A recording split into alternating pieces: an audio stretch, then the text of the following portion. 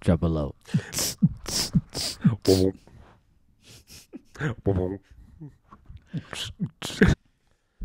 Hey everybody, welcome back to the Average Employee Podcast. I'm your host Al, I'm Jared. I'm Justin. and it's time to clock in.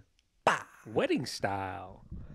It's been, I notice every episode I've always been saying it's been a while, but who fucking cares? Okay, it's been a little bit, and we got a couple little big, little small, little medium updates for you. Little big, little small. Yeah, big, so- big, medium, little small, medium, little. Real big update. announcements. And I think if you guys are thinking that Jace has got a haircut, maybe shaved, maybe took his tan a little down, well, you're wrong.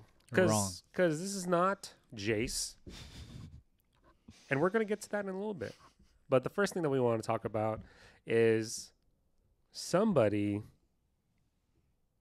got a knot tied. Somebody tied the knot. And we're not talking about tubes Or the Somebody. shoelaces. or the shoelaces. She We're said talking yes, about everybody. yeah. Somebody got married. Somebody got murdered in America. Who got married? Raise your left hand. Oh, shoot. Yo, you ain't got to be that vile, dog. Oh, that's the ring So finger. aggressive. So aggressive. Oh. Congratulations. Congratulations to that Justin slipped. and Kiani. That slipped. Congratulations to the Thank you. lovely couple, There we go. the host of the Average Employee Podcast in their garage. Yeah, man, tell us a little about what happened. How you feeling? What's going on? It was fun. God fucking, I don't know why we expect more out of that, waiting for Justin to give me a very depictive and describing every emotional detail, but that's all right. That's Justin. That's the man. It was great. She's not here, dog. You can tell us how you feel. Nah. It was fun. Small little venue, little greenhouse. That Like was a a- wild concept, Yeah, by the way. it was right. But tell me that wasn't her though.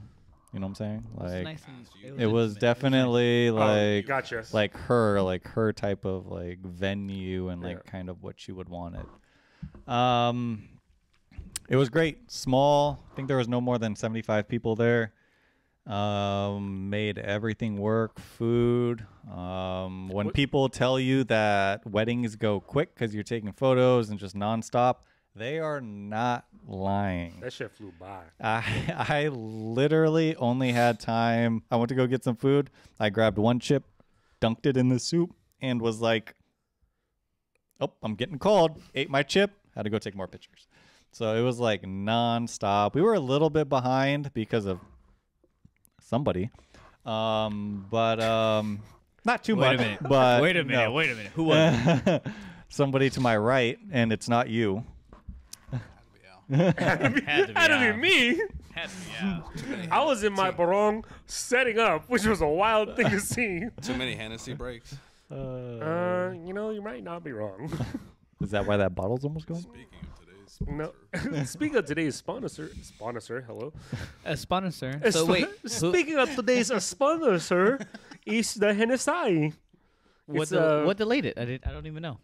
Huh? I wasn't Oh aware. no. So basically, what happened was Zach was like, "Oh, I'm hungry. I'm gonna go to the taqueria." I'm like, "Hey, take the keys, Yeah. so you can drive." He was like, "No, I don't want to flip a U-turn, so I'm gonna walk." So he walks there.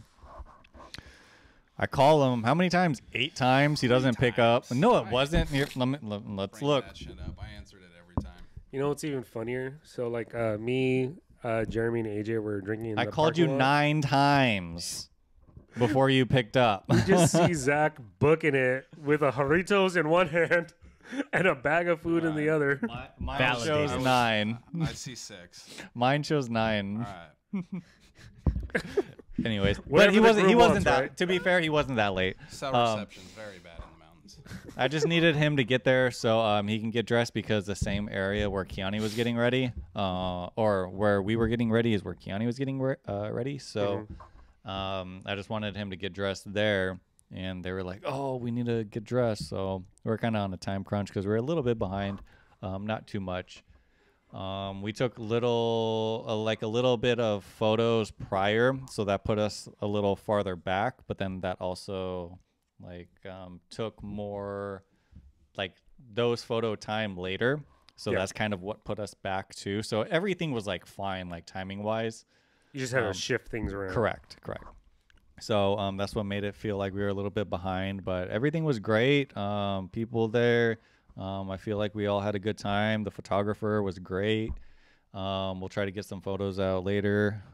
We have a few of them on her. Yeah, we'll make sure everybody gets it. But it was great. The thing went by so quick. I wish it was maybe like an hour longer. Yeah, I felt like if you had an hour just to actually mingle. Yeah, we had to be out by 8. I wish it was more like 9 because it was just like bam, bam, bam, we're done. Yeah, it also didn't help that it was daylight savings, so it got dark quick.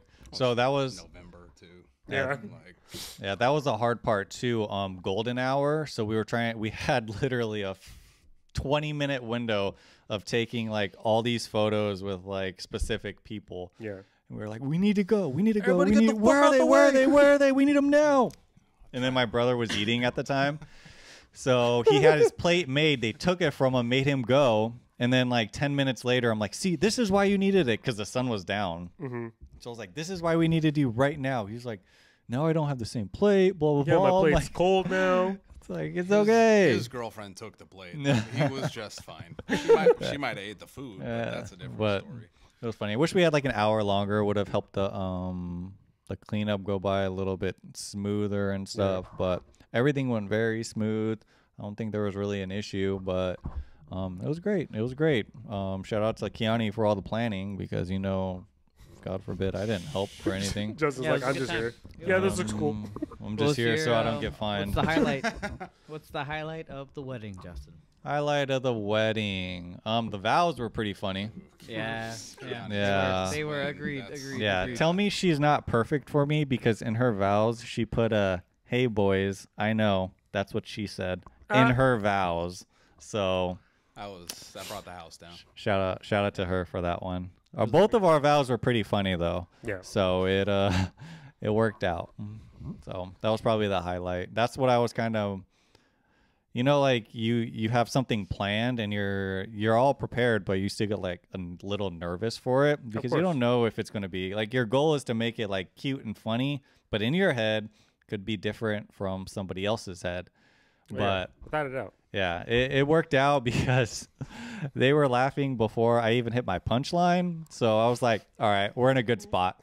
So that Al, are worked you out. recording this? Good job. Nobody got the vows though. Was Nobody it the recorded same one that vows. you shared with me? It was essentially a little bit more at like. Yeah, towards so the it end, was too. like rearranged. I changed some things, but essentially it was about the same thing. You still have the books of them, was too, good. right? No, we still have the books. But yeah, I can't believe she pulled it. That's what she said in her vows. That was fucking crazy. Someone had to. That's an all-time. I probably would have screamed it out. You were screaming the whole time. Yeah, of course. Jared kept nudging me. This motherfucker, we're at a wedding. I'm like, this is not your day. He's out here like, yeah, say yes, girl. I'm like, bro, let her say yes. Like, it's her. No, I wanted to say yes. He was like the positive heckler. He was just the supportive heckler in the back of a Which is comedy like, show. but- which is why I couldn't be too mad, but also mad at the same time. And there was a point though where he was gonna say, what were you gonna say? I think Lucas was trying to get you to say spit on it. Oh, yeah. And I heard, on it. I heard this on the side, and I was like, "Oh hell no!" I was like, no.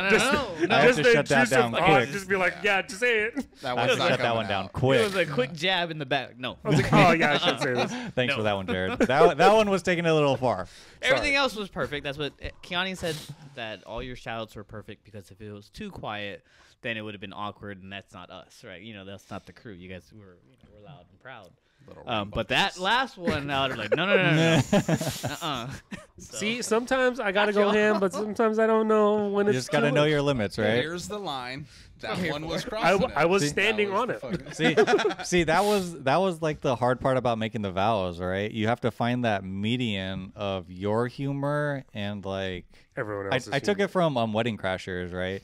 It was more of like, oh, like what he said. He was like, oh, so and so likes money, ha ha ha. Not like something very like meaningful funny. You know what I'm saying? Yeah. Because then not many people are going to get it. Like, oh, you are the key on my knee.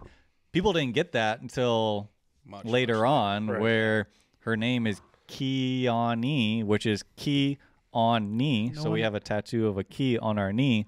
Nobody got that till later when it was said. So, There's that one guy in the crowd that's gonna be like, well, when Kel said her fucking speech is means? when people got it. That was like a third of the crowd was like, oh, got it. To be honest, that was part of the third. So. Good one. So yeah, it all worked out. It was actually really, really good. Really have no complaints. The So, speeches were good too. Yeah. yeah, speeches were great. Kel's was good. Leo's was really good. Then you got AJ solo. Yeah, AJ's little AJ, dance. the We have a video of that. Impromptu wasn't scripted, right? Apparently he was told that he's gonna have a little like solo, so they weren't sure if he was gonna go on or not. So he went up, did like a 2-second dance, and then left. Yeah, I think that was cool. That was So they told him, but it was kind of up to him if he wanted to do it or not. I think is Oh, what no, like he the had whole to- thing he had to was. do it. I thought there was a 0% chance he was going to finish walking up there, let alone I, actually do when it. he I started remember- walking up, I thought he was gonna walk up, stand up, and then walk away Yeah. like Well, a I joke. I remember didn't think he was actually gonna do They it. were calling him up, and I think you were there, and we were looking at him like, "Yo, you gotta go." Yeah, it's your turn. Like, it's come your on, time. you're out, you're out. And he went to go and killed it with his Yeah. nice little solo. Yeah, he said he was practicing that little dance. So like a he was lot of- practicing something takes a small. lot of effort, you know? It does. It does. It's 2 a- seconds, but he did the right dance. It was like a half Killed it. Zemo, Hey, half killed it, Zemo left. dance, you know? Yeah, That's what it was. it's like a little Where did you guys get RDJ those dunks? Dunk StockX. Ooh. They were the Jordan 1s Zions Voodoo. So I got them on right now. Ooh, I'll zoom in on that. Shoes, Ooh, baby. Nice. nice. I like that. So technically, they're kind of like the color scheme is different in certain areas. So they're the same shoe, but like a few of the colors are like different. So like the top will be like light brown, and then the other top will be like a teal or something. But it still looks like the same shoe unless you actually like notice it. It's pretty cool. Nice. So Well, again, congratulations. Thank you. I know we've been looking forward to, at least you've been looking forward to this, and it's been a long time coming. So again, congratulations. Wish you nothing but the best. Woo woo. Can't wait to see what's Woo woo. what's next. You know what I'm saying? what's next? Stay course. tuned. We'll Yeah. see what happens. Maybe the next pod we'll talk about it. But let's actually address the elephant in the room on who is to your right. Al, stop talking about yourself. Damn. Stranger danger. You know, when you know, a lot of people make fat jokes, but when you make fat jokes, it hurts. Hey, are you being a little Same. sensitive? Do A you have to take little another bit. shot? No, because it's going to get more emotional. I'm just playing. No, so like, who's to your right? Tell us who that is. So this guy to my right was Was? my best man Oh, okay. in my wedding. was He was. Is I her. have- Hello. was my best man in my wedding. We have known each other since we were 3 years old. So it's been 30 plus years now. Goddamn. Pretty 1990, crazy. baby. Yeah. 1990. Yeah. Damn. So it's 93.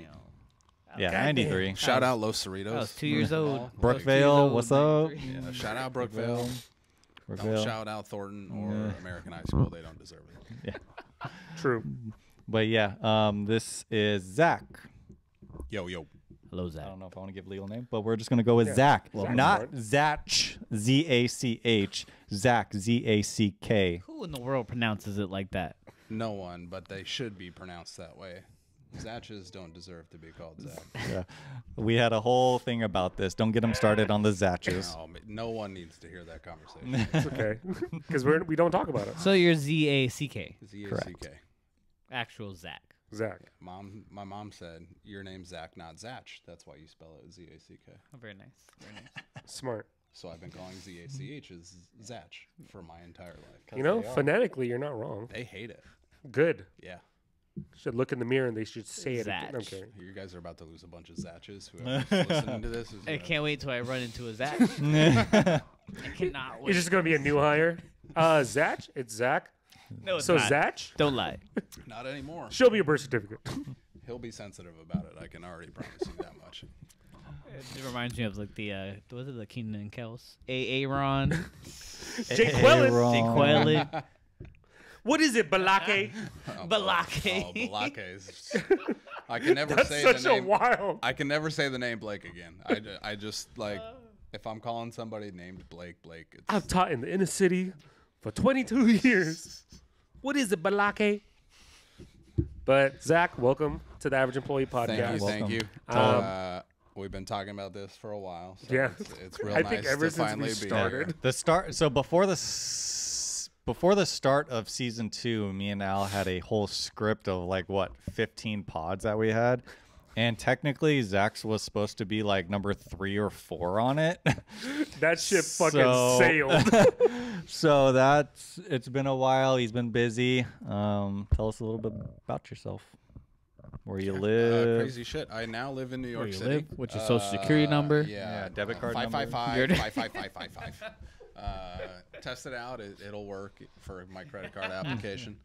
Yeah, I've known Justin since preschool and flew in from New York to be his best man. How long you been in New York? It's been 2 years, little over 2 years now in New York. Spent about 20 plus years in Fremont. What borough you in out Now there? I'm in Brooklyn. Brooklyn. I ain't from New York, from Jersey.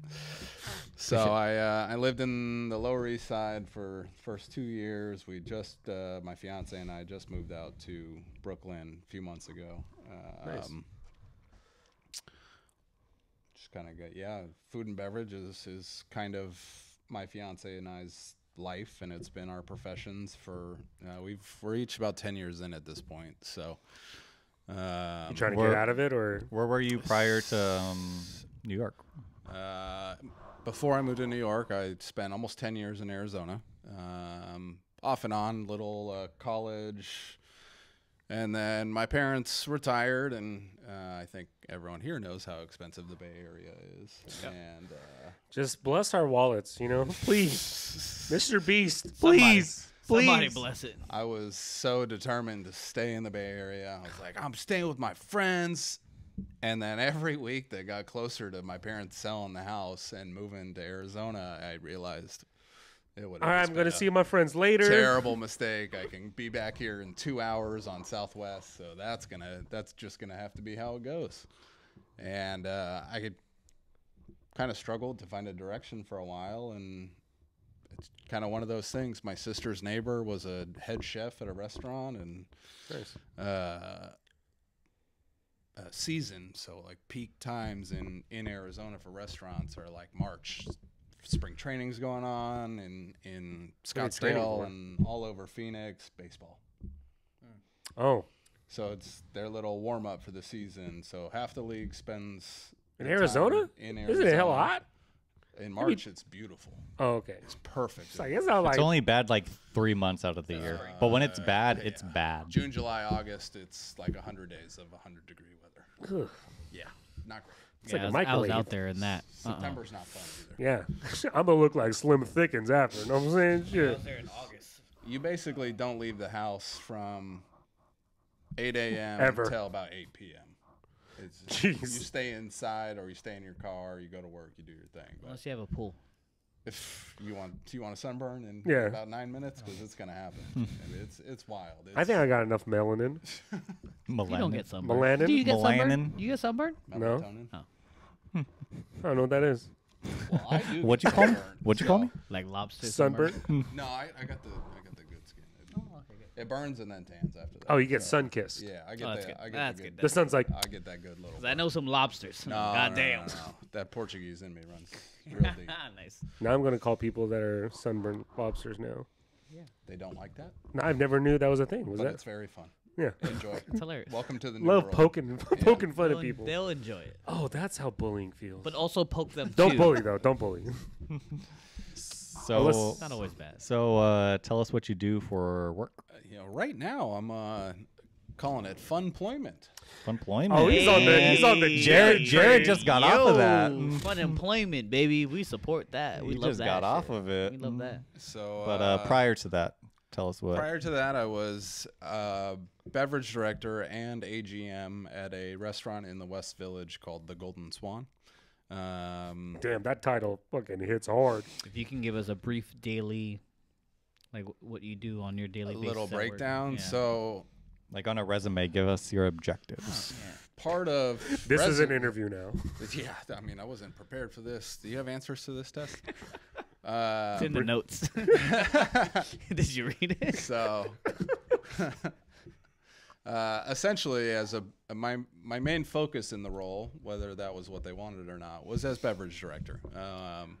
Food and beverage, or beverage specifically, has been what has driven the majority of my. So when you talk progress. about beverage for everybody, tell us what beverage is, because that can mean soda, that can be anything. So kind of. So in a restaurant, a beverage director oversees all things beverage. Essentially, there's two parts to a restaurant. There's food and there's beverage, as far as things that are sold to the guest. Yep. As beverage director, you're responsible for creating, overseeing, and implementing practices that allow you to financially make the most amount of money. You know, it's a business. You buy a product. When it comes to cocktails, you throw a couple together. Yeah. With an end result, and then you sell it for a certain amount. So it's your job as beverage director to oversee the costs and everything that's happening, but also be kind of the creative outpost. So I would. Damn, that sounds hard. It sounds like a lot of math. It's a lot of math. Fuck. Do you do the weighing of the bottles? I don't do Or weighing someone of the does bottles. that. Someone does that for Well, you, and you do it with the numbers. No, I'm a control freak, so I oversee it all. And normally, most beverage directors have, I'd call them fairly cushy jobs. Yeah. Because you do a lot of work behind the scenes. You do a lot of math. I am terrible at math except bar math. As soon as algebra was a thing, couldn't do it. But if you give me simple calculations, and it's really just division. Yeah. 2 plus 2, It's 4. It's simple math, putting it all together. Division? Yeah, it's 2 mostly divided by division. 2, Al. My man said 2 1. plus 2 is 4. For instance, What's the square root of 3? this might be extremely boring, but I don't know. Let's try it Square out. root of 9. 3? 69. Look at What? you go. Look at you I go. thought the square root of 9 was 3. How was it 69? No, he's actually right. I know. I'm more confused. Yeah. What's the square root of 69? Well, here's a My little dick. example, 8 right? something, right? So Come on. 'Cause I'm trying to work it out. I'll give you Word, some quick bar math. Oh. Come on. See, you guys are throwing math at me, and then you want me to do a rap lyric or a song Sorry, lyric. this is what we do. This is not called the Average Employee Podcast. It's now the Average Math Employee Podcast. It's the average. I don't know And how I'm to out do of that. math. I'm out of that. So Yeah. all Sorry. right, let's call it this. So there's generally two sizes of liquor bottles that you deal with as a restaurant. Either a 750 milliliter bottle, Yeah. or a liter bottle. So Yes, a liter. sir. So here's some of the division. A liter is 33.81 ounces approximately. Checks out. Someone asks for a shot of whatever spirit you fancy. Mm. You have a house number, so the house pours 2 ounces. Okay. You pay, $40 for the bottle on a liter bottle. You divide, it's 33 ounces. You pour it, 2 ounces at a time. Call that your house pour. You get 16 pours and one that's a little short. So you round down to be safe. Mistakes happen, spills happen, overpouring happens. So you get 16 pours out of that. That bottle costs you $40.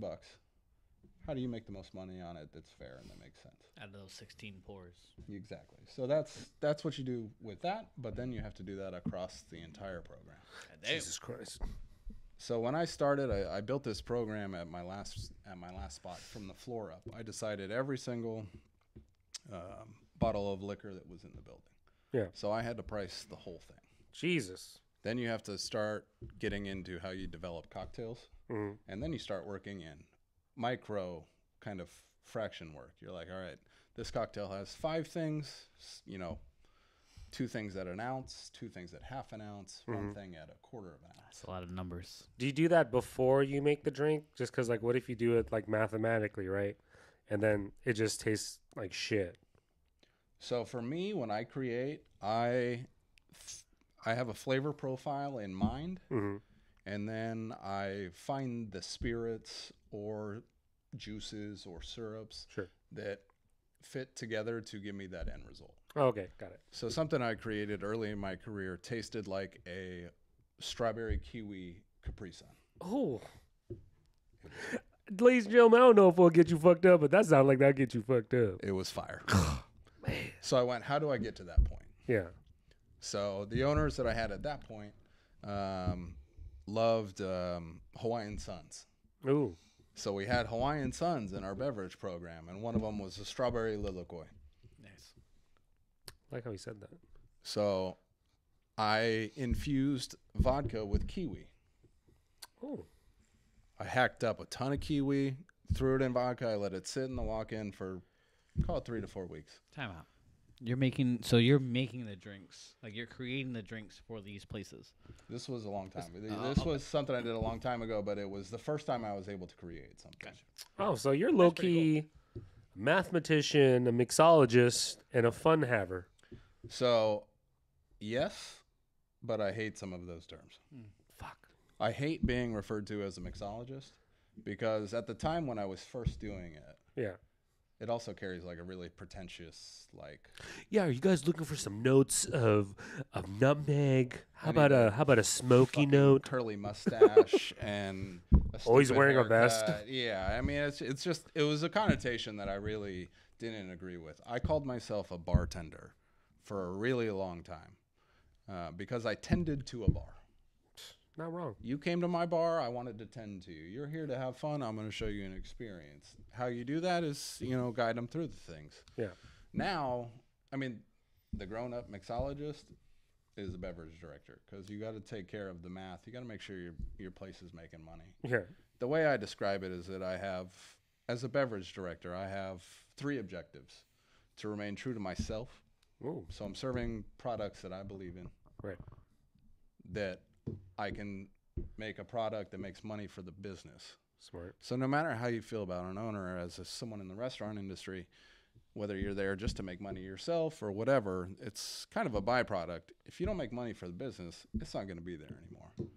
Yeah. That's the game. Yeah. At the end of it. Every single one of us up here, we make money for our businesses. Yeah. It filters down. We make we make what we need to. But Right. And then the third thing was, as a beverage director, was to make money for my staff. Yeah. If I could put things on the menu that were really nice, highly thought out, that really limited the likelihood that they would be sent back or not enjoyed, their staff's going to make more money. Yeah. Technically, it's like a win-win-win. The So way I look at it, business wins, employees win, Yeah. customer have a great time win. Customers are happy. It's cost efficient. and That's being more than an average employee right there. at times I was. Now I'm unemployed. It's on the wrong now- podcast. Now it's not anymore. Fun employed. Well, okay, so during all this, right, there's a lot of inspiration that comes down to figuring out how to create the best experience, figuring out how to make the best experience for your team, and also how do you grow that team within that. So during this whole being a bar manager or a bartender, did you have any like inspiration that guided you or a certain goal you wanted to achieve? So when it first started, I was working at a place that was not far from the Giants Scottsdale Stadium, and it's like a shitty club, Baseball. Oh, got it. it's starting at like, games would start at noon, so people would get to this bar at like 8-9 o'clock, and they would it was like 3 blocks walk over to the stadium. So these people are getting fucked up at It was the pregame. 10 a.m., 11 a.m., and then they'd come back after the game. Nice. Yeah. So at that point, I knew nothing. I mean, less than nothing. I was there just to be a grunt. I was a bar back. And Right. so once that happens, you're like, oh, okay.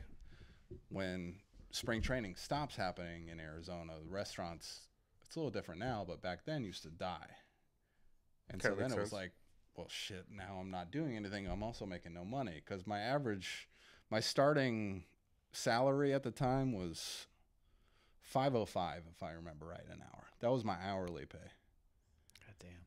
So you're like, shit, these hours aren't going to get me anywhere. Yeah. And with tipped employees, if you make a certain amount with tips, then the company doesn't have to cover it Right. up to the minimum wage point. But like, If they go below that, then You got to cut that. even 10 years ago, you're not making any money. Like Right. if you don't have people there consistently, you're not making any money. Your tips was So- the money. It was Exactly. Yeah. I mean, and so essentially the way I always looked at it was my hourly wage, no matter how crappy it was as a bartender or whatever, it covered my taxes.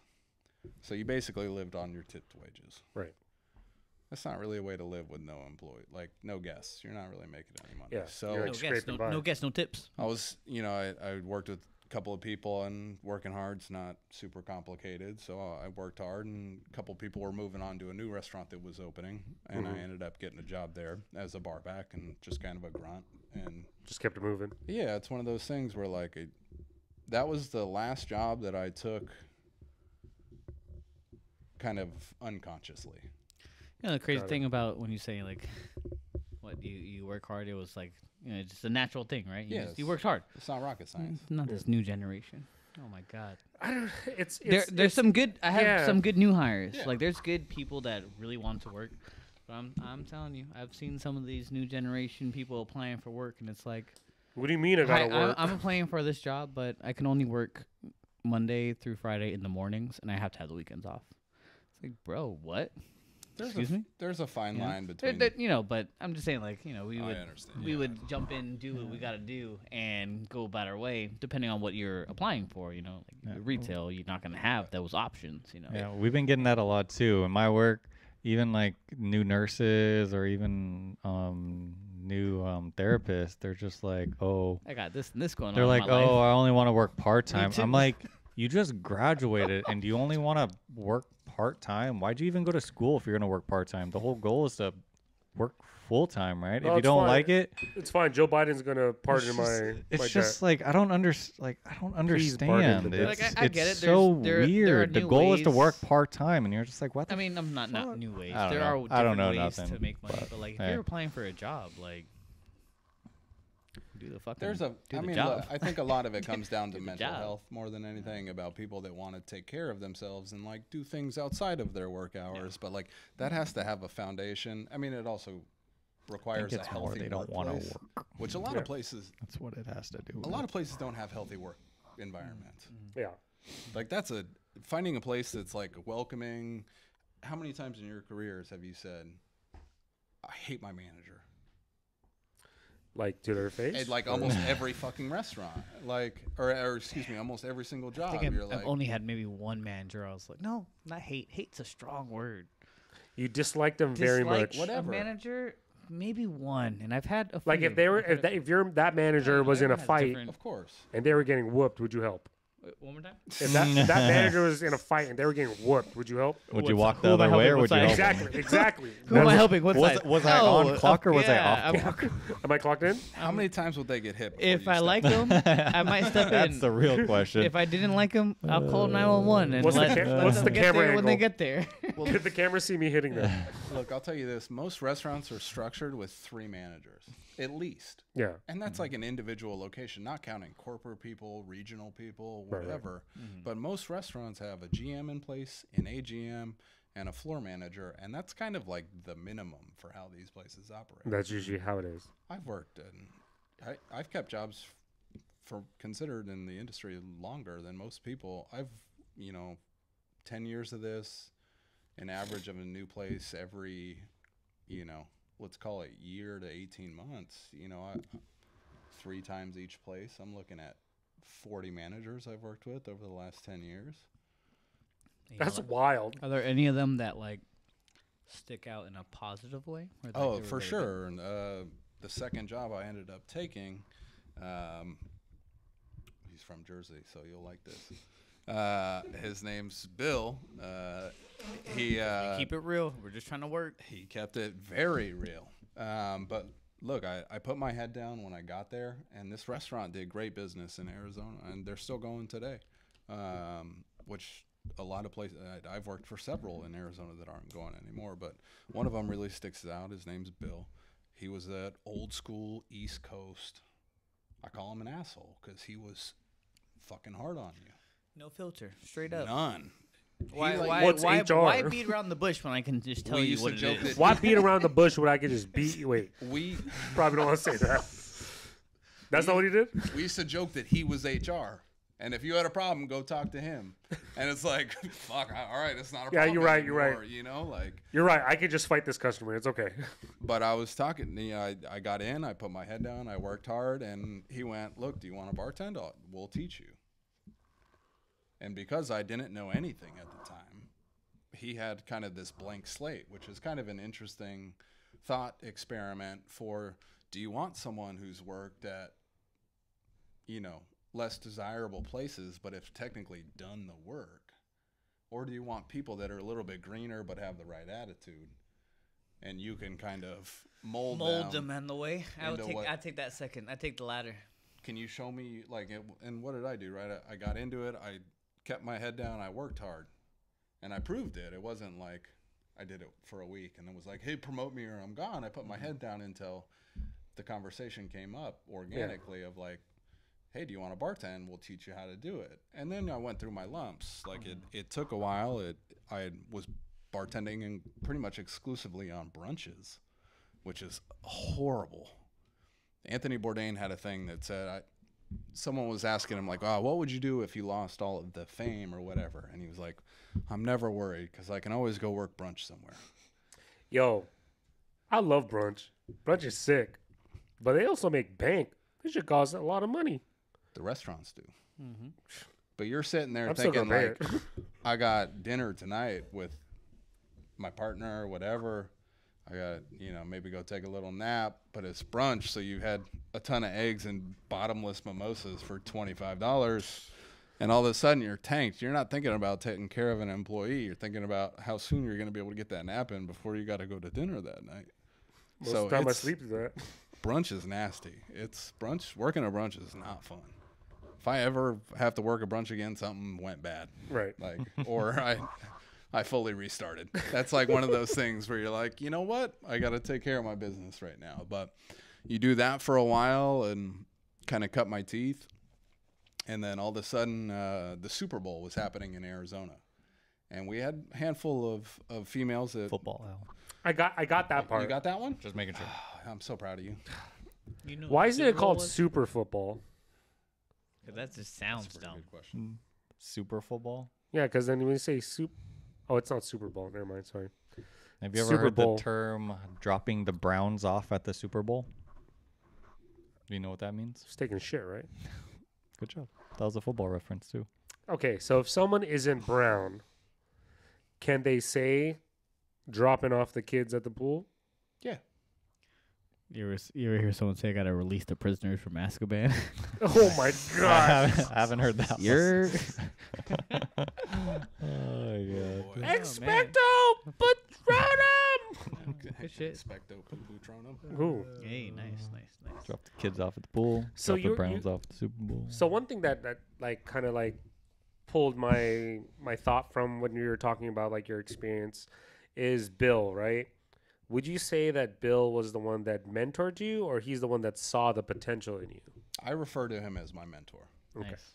So, mentors in the like mixology game is Sure. kind of a nasty thing because, at least in my experiences, there's a lot of gatekeeping that happens. Of course. So before I moved to New York, I was in the Phoenix market, which is kind of underrated, but is kind of run by the old guard. And they're people who are, you know, I wouldn't call them old by any means, but they're probably... They're seasoned. I mean, they've been in the game for a long time, Yeah. but you're probably talking, you know, they're 10, 15 years older than us. Right. And so the people in my experience were very worried about the next generation. There's a lot of talent in the people that I was working with. Well, they were worried about the next generation coming up and stealing their piece of the pie. Oh, got it. And so I remember at times in my career being like, hey, you know, what do you think about this? Or what are your specs for like a classic cocktail? Like what do you do if you make one at home or whatever? Just to kind of get the conversation going or pick someone's brain. And you would get a lot of bullshit and a lot of like, oh, I don't know. It's always different. You're Yeah, like, it depends what I'm feeling. you're like, dude, just fucking tell me. Like, I want to like learn. I want to see what you're I just want to know what doing, goes like- in a screwdriver. I'm not trying to take your job. But there's a lot of people that are so worried about the next generation kind of coming up and taking their little piece of the pie because Arizona's, it's small. That market's small, so it's hard to find another job. but it's easy. No, well, it's easy to pop too. Yeah. And all of a sudden, if you start doing something that only 2 or 3 other people do, it's like that's a significant market share. It's really the keeping your stranglehold on the market share. I've always had the thing that it's a fucking lesson. It gets back to the hard work thing we talked about. Like my dad always told me, like, there's people out there with a ton of knowledge and they want to share it, especially with the younger generation. My dad's, in the boomer range, like probably, all of our parents are. But back then, my dad had a lot of really good father figures in his life. Right. And they taught him how to pour concrete and to do drywall and to do a little bit of plumbing and to do a little bit of electrical work. And that was his mentality. That was like, look, if you're respectful and you work hard and you show up on time, those people will share fucking all of it. Right. But you got to put in the work to get it. Yeah, it's all about gaining that respect, right? So I kept that through. When I take interviews now, I say that in almost every interview. There are people out there. I'm not done learning. I like that. There are people out there that are like every day. Every job I've taken since like the second job I took in the restaurant industry, it was about how I could learn more to get better at what I'm doing. And sometimes it was like, I want to get better at learning management skills. Yeah. And so I worked for a seafood company for like 3 years where I didn't touch a bottle of liquor. But I worked for owners who were the best management group I'd ever seen. They were like, one of them was extremely personable and fun, and the other one was like math and numbers and structure. And the two of them together as heads of the company. Sounds like a power couple. Well, you had one person, going out there making connections, doing all the things, and you had the other person in the back end being like, business is how we continue to grow, not just fun, feely things. Yeah. And they worked together during this. It wasn't just one piece and one piece. It was one piece. It was one collective unit. Yeah. And that's the thing about this game. It's like, you got to find that balance. Yeah. So I worked for a fucking seafood company for 3 years. And guess what? It was the most fun I had in the last 10 years. Do you have a favorite kind of seafood? A tuna. Why'd you laugh? No, but it's kind of a neutral flavor. But profile. Bill was a great mentor. We're definitely way off bounds on the Bill conversation. But all right, I'll get back to Bill because fuck a segue. Let's just. This is how it always goes in these pods. You've been there. We've been here. Welcome to the pod. First time. Yeah. No, this is how it rolls. Long time. So Bill was very tough but fair. Yeah. At times you're like, and it always spikes. Sometimes not fair, sometimes too tough, sometimes like tells you good job. I'm not a words of affirmation person, so like it was always easy for me to like just navigate through. Yeah, like I don't need you to praise me, dude, but like sometimes I remember one time it was a very busy restaurant. We would do 300 to 400 people on most nights that would come in on a dinner shift. And one night, dinner shift? In a dinner shift. That's a lot. God and damn. I would work the service well. For the people that aren't super familiar, you have a bar in most restaurants.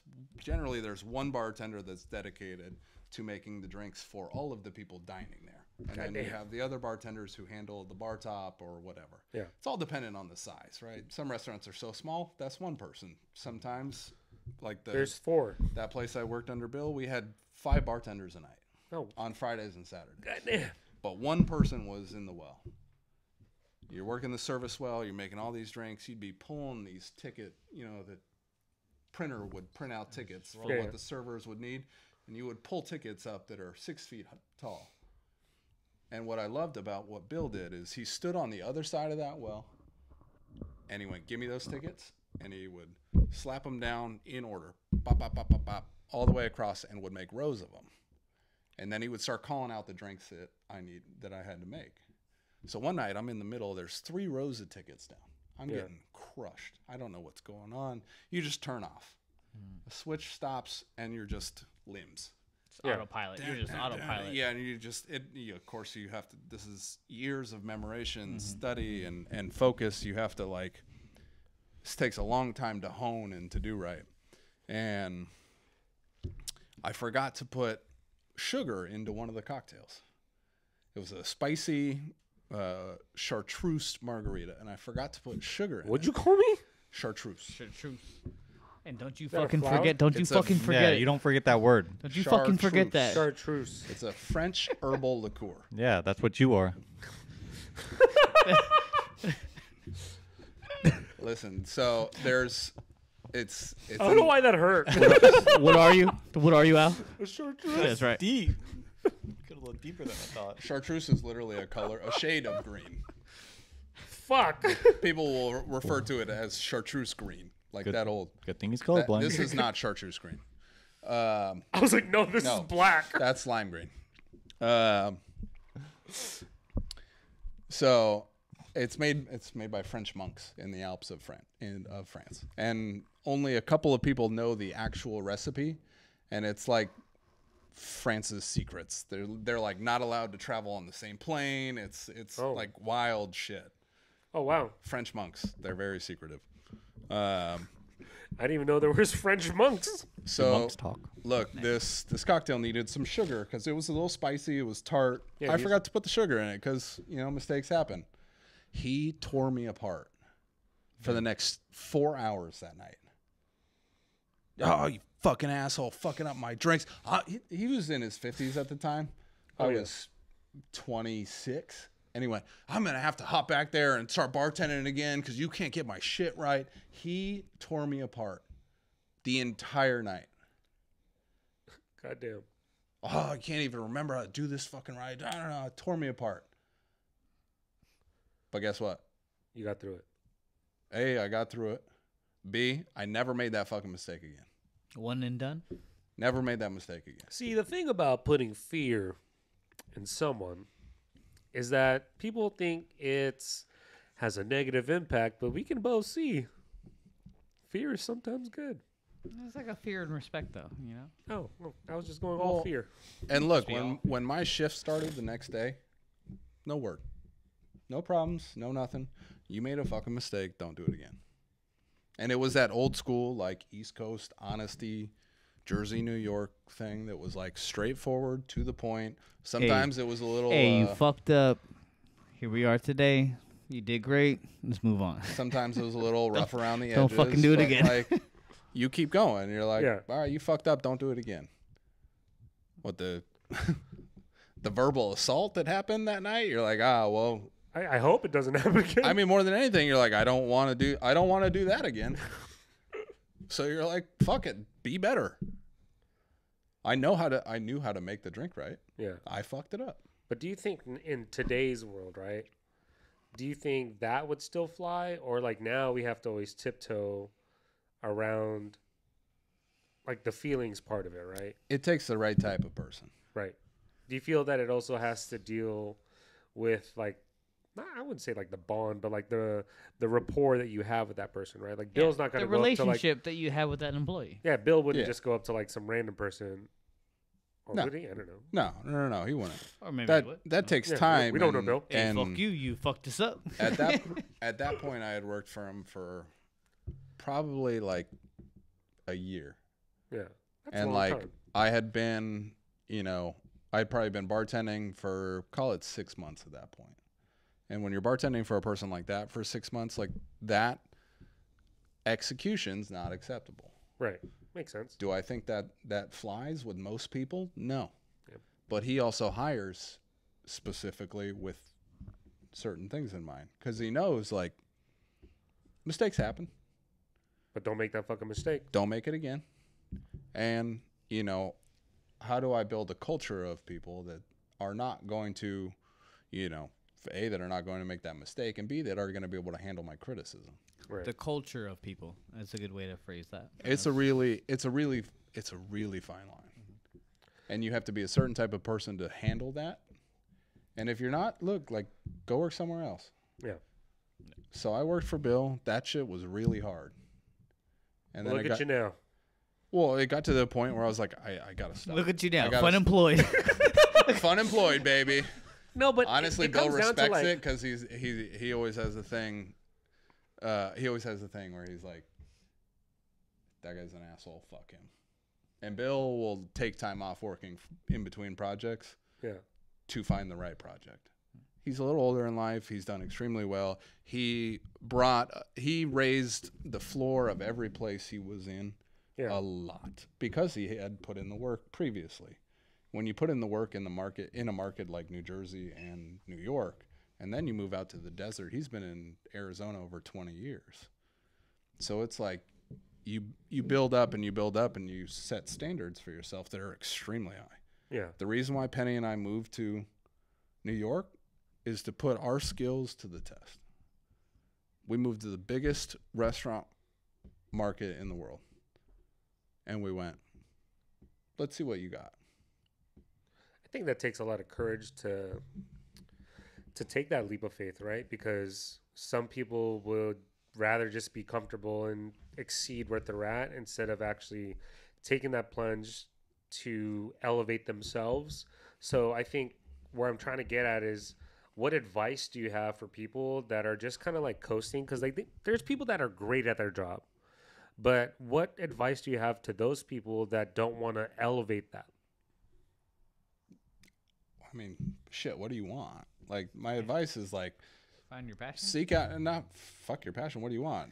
Because I mean, now I'm getting to the point where, like, why am I fun employed? I could have a job tomorrow in New York City, in the hardest market in the world. I could have a job tomorrow, but it probably isn't the right job. Right. It's just a job. Well, now I have the luxury because I've put in the work to get to this point. Honestly, my advice is do what you want. Do you want to get better? Take that leap. Do you want to continue to just make your money, get in, get out, which is something now that I think is a lot more appealing, not only to like people our age, but particularly we talked earlier about the generation below us, where you're like, you want to work part-time, fucking work part-time. Yeah. You want to work, part-time, do you make want to work content, do your thing. just hard enough to pay your bills? Fucking work just hard enough to pay your bills. And then find your passion outside of it. My passion's been food and beverage. So, like, I'm considering getting out because it's frustrating. Yeah. It's like one of those things you love so much, but it tears you apart. Love-hate situation. Yeah, you're like, oh, and you put in the work, and then you eventually... I love drinking, but fuck hangovers. But fuck, I have to go to work? Yeah. And you're like, that's a problem? Like... Well, okay, so that kind of brings me to a different point. So you being in the food and beverage industry, or just the beverage industry, do you ever sample things, like, while you're working, get a little some, little libation salad here, little celebration shot. For It's your those birthday, of it's you my just birthday. listening and not watching the feed, I'm smiling quite a bit. Yeah. Yeah, you got to sample your goods. Yeah. So You just don't get high on your own supply. Like you with sample it. with the customer or like on your own. So it depends. That leads into a question that I was going to do too. How do you come up with the drinks? You know what I'm saying? All right. So coming up with the drinks, I mentioned it a little earlier. To me, it's most fun to come up with a flavor profile and then work towards it. For everyone listening, there's a book called The Flavor Bible. And it's, I don't know, a 400, 500-page book. Damn. And it breaks things down that scientifically work well together. You gotta know science too. So, like, No. I was fucked in this industry. so it's this whole book. Do you want to Yeah, water just or read the not? book. You'll know. Just listen. It's this whole book, but it has it's like apples. And then it's Good with this. cinnamon and Not good with honey, this. and it only says what it's good with. Oh, okay. Cinnamon, honey, basil, and it has this. Yeah, that's the book right there. Basil. So it has this whole. It has herbs. It has proteins. It has all kinds of shit that it pairs with. So then you can go back into something and be like, oh, I had this thought for this like citrusy apple cocktail. What works better with apple? And sometimes it'll say like lemon and lime. Oh, okay. And then you start to kind of like refactor in some other part of it that'll kind of give you this rounded flavor profile. Yeah. Something that I haven't figured out yet that I will is I want to make an elote cocktail. So that's I have a question. here's a bit I have of, a question. Don't let me forget.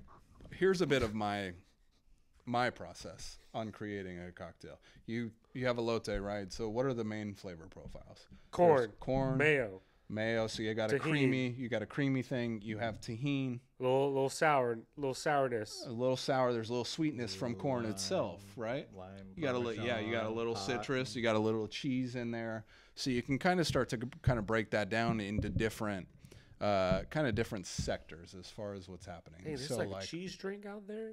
No. But what you can do is maybe use an egg white in a cocktail. Okay. And so if you've had an egg white cocktail before, it's got that really like that frothy, thick little thing on top of it. Whipping that shit. So that might kind of recreate the Parmesan and the mayo that's going on with that. Oh. How can you recreate tahini? Well, it's not really spicy, but it's a little chili. It's a little lime. Little dash of cayenne or something. You can also just cheat and put that on the rim. You can do a little salt rim on something. So all right, so now you have a couple components. Love that. They literally make something called Nixta, Nixta. It's a corn liqueur. Oh. I have never tried to make this cocktail, but I'm walking you through my process of how I'll eventually start to make it. Love it. Keep going. In my mind, citrus, lime. Patent pending. Well, cocktails are all about balance. And much like food, they hit the same pillars of the palate. Yeah. So you have sour, sweetness, savory, a few different things. So how do you hit those? The end result is to serve a balanced cocktail. Yeah. My thought process is, all right, the things like potentially using an egg white, you could put tahini on the rim so that you could kind of involve that or not if you want to. Nix does the corn liqueur, so you'll get some of that sweetness. You'll get that corn flavor automatically instilled in, right? Mm-hmm. So then my next thought process would to be like, what base spirit makes the most sense for it? Bourbon. Could do bourbon and corn. Bourbon's made from corn. That's something that makes sense. Tequila also makes sense. Write that down. You do a Blanco tequila, something like that has a little bit of astringency to it. Almost makes it feel like you're having some tacos and some elote and a little something else to wash it all down. So you could do tequila. If you want to stay really neutral, you could do something like vodka and really lean further into the corn liqueur or, the citrus that happens with it. So that thought process is how I personally create. It's easier for me to have an end result and then to work back towards it. Yeah. And then you start playing with the flavor book, the flavor Bible, and you start looking at it and you're like, oh, corn, what goes well with corn? And then you have additional things that help you make the small changes. And then it comes down to R&D. And you're like, well, have a little fun, try something out. Look, I've made a lot of really bad cocktails. Yeah. I've made some incredible cocktails because it took a little time to kind of shift things. You're dealing in the smallest little microcosms to get to certain points. Good word, microcosms. What does that mean? In that practice, you do a lot of sampling. Oh, okay, cool. So, quality control. Quality control is legitimately Drinking. You take a straw, Yeah. stick the straw in, Yeah. close it with your finger, and Sample it. you sample it. That's proper quality control. If I would have done that before I served the cocktail that Bill yelled at me for 4 hours about, I would have known something's not right here. Yeah. And then you go into what's not right. Am I missing a spirit? Am I missing citrus? Am I missing sugar? That one I would have learned I was missing sugar if I would have straw tasted it.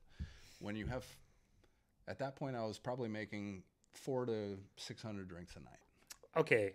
If you're sampling these bitches, right? Well, that's the thing is when you're making that many drinks, you don't have time to sample. Oh, okay. I was like, you be mad turn 400 drinks. But when you're making, I was like, I only want Henny. You might have a little bit of time. You sample them. Yeah, of course. If you make 2 at once, you get a whole restaurant. Sometimes you're going to get several drinks made at once. You can make them at once. You know, you can generally make 2 to 3 at a time of the same thing. You know, you're not trying every single thing, but that's kind of the game. Now, the problem that a lot of restaurant industry people have is alcohol is a vice. Yeah, oversampling. And it's not even sampling, it is access. And you have access to a vice. And generally, not a ton of oversight. So it's like, you want to do a shot? You guys come to my bar, you want to do a shot? Hell yeah, I do. But then, well, Oh, should I you not go, do that? No, you go, hell yeah. Here you go. Shots for everybody. Let me take care of this. There's a little give or take with regulars. You come in, there's a little something on us. And I'll do it with you. A little heavier pour. A little heavier pour than A normal. little heavier pour, a little hey. Some. A little hey, I'm having a rough day as the bartender. Mm. You wanna do a little something? On me. No worries. And then, you know, that bill comes and it's $20 for their one drink that they had. Or 2 drinks, whatever they were drinking that night. Right. Instead of tipping you $4, which is a standard 20% tip, they leave you $10. Yeah. So there's an incentive to do that. Yeah, well, it's because you got, you know, maybe $40 worth of value, or maybe even $50 worth of value, but your bill was only $20. So then you try and take care of your people, and that's how you kind of, at times, build up a clientele. Yeah. Especially in like industry spots. So people that are like, it's like if you go to a restaurant or a bar. This is what I like to do when I travel to a city I don't know anybody in. I'll go to a restaurant. I'll have a great time. Be as respectful as I can with the servers or bartenders, whoever, and then I'll tip very nice, 25, 30% if I had a good time. And then at the end of the night, I'll go, hey, where do you guys go drinking when you get off? If you ask that question, most times you're in the industry or you've been around it a lot and you know. No one knows each city better than the people that work in it. Of course. So like I was in Florida looking to see if I was going to consult on a project.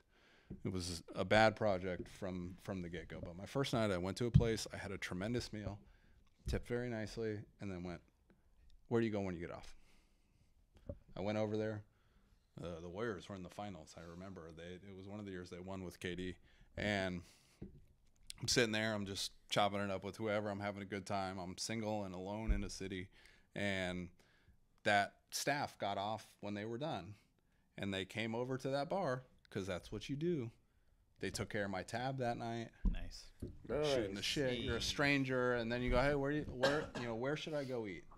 So yeah, it's how you learn. That's what you gotta do. How you learn the ins and outs of something, and you're like, oh well, like, you could even be like something. You're like, I really want to try it, but I don't know if it's good.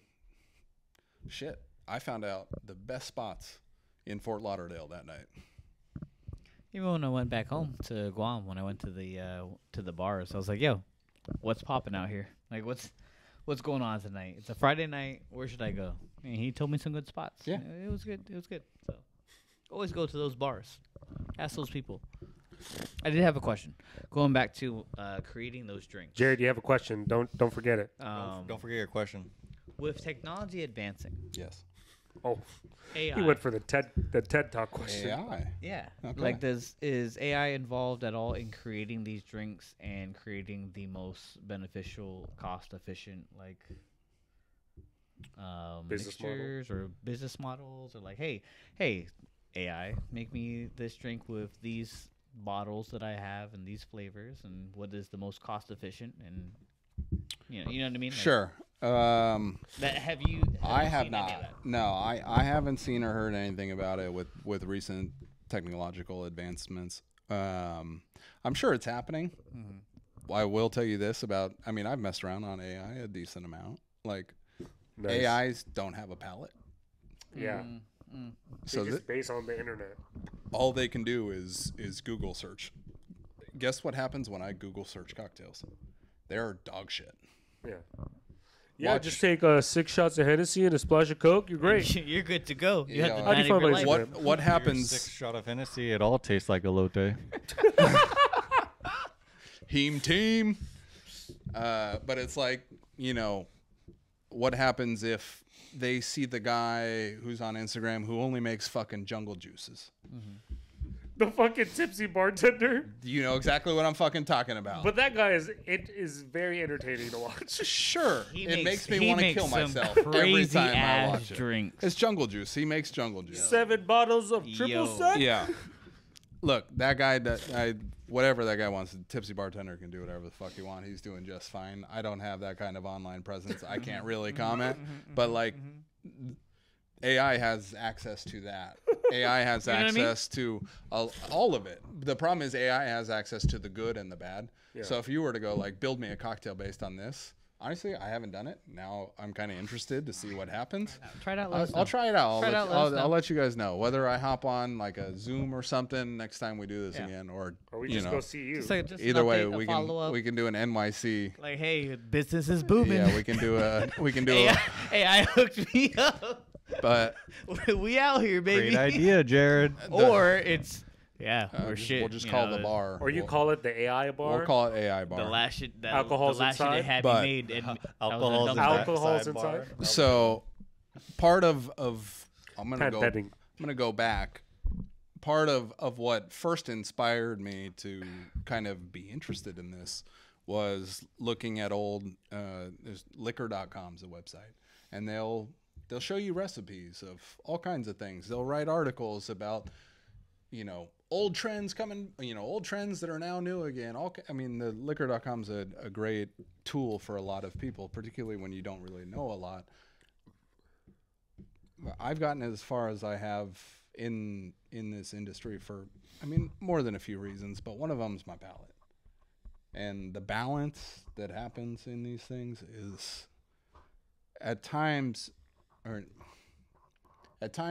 less than an eighth of an ounce. Is that a lot? Of an ounce. It's almost nothing. Oh. It's indiscernible to most people, but the difference in balance is so minute that a computer or an AI system, May not pick. they don't have a palate. It's fucking impossible. Yeah. You grab 2 peaches from the grocery store. There's different levels of sugar in each peach. There's different levels of acidity in each peach. There's different levels of structure in each peach. It's gonna be more stress now when I'm picking peaches. No, you don't have to do that. But it's just the right one. I hope so. lime. Every lime, its pH balance is different in every single lime. The acidity, sometimes higher, sometimes lower. The level of difference that happens in these things is it's why quality control is so important. Right. At least once a week, you have to be in there and straw taste something. It's one of the things I look back most about my time with Bill is he stood on the other side of the service well for 6 months. Every day we were open, 7 days a week, he was on the other side of it, and he would just straw taste a cocktail, toss a straw, Just making sure. straw taste it, because it changes. Your spirits are always consistent, but if you're making your own syrups or any sugar products, you're making those own, they're always going to be a little different. And I've worked for some places that have really embraced science and that use Justin's going to like this, bricks count in, it generally happens in grapes for wine. It's how you can tell if they're ready to be harvested or not. You It's said bricks count? bricks. Is that bricks like an count. acronym for something? No, it might be. It's sugar. It's the amount of sugar. So it comes on a scale. My fiance used to be in wine production, so she talks about this a lot. But some of the cocktail programs I've worked for have a brixometer Sure. to tell you, if you make a simple syrup, generally simple syrups are 1 part sugar to 1 part water. Yeah. But sometimes you can make a 2 to 1. So you'll do 2 part sugar. So it's extra sugary, it's extra dense. Bricks. It kind of adds this additional ready. flavor profile. Intoxicated X-rays. But they can only I was thinking about it. even if you're measuring the sugars down to grams, Right. before you make the syrups, I made 10 in a row Oh, And Keanu's here. They were all different. That's Justin's wife. That's Justin. Justin's wife's here. Justin's wife's here. She's not out of the car yet. Almost. Okay, hold on. I'll tell you when. But those little changes are what Justin's wife's here. Sorry for the audio listeners. I'm really sorry. I'm so sorry. This is all my fault. Okay, so there's a lot of fucking Bill Nye shit happening behind the bar. But the biggest question I have, and some people may love me for this, some people may hate me. How do you feel about the paper fucking straws?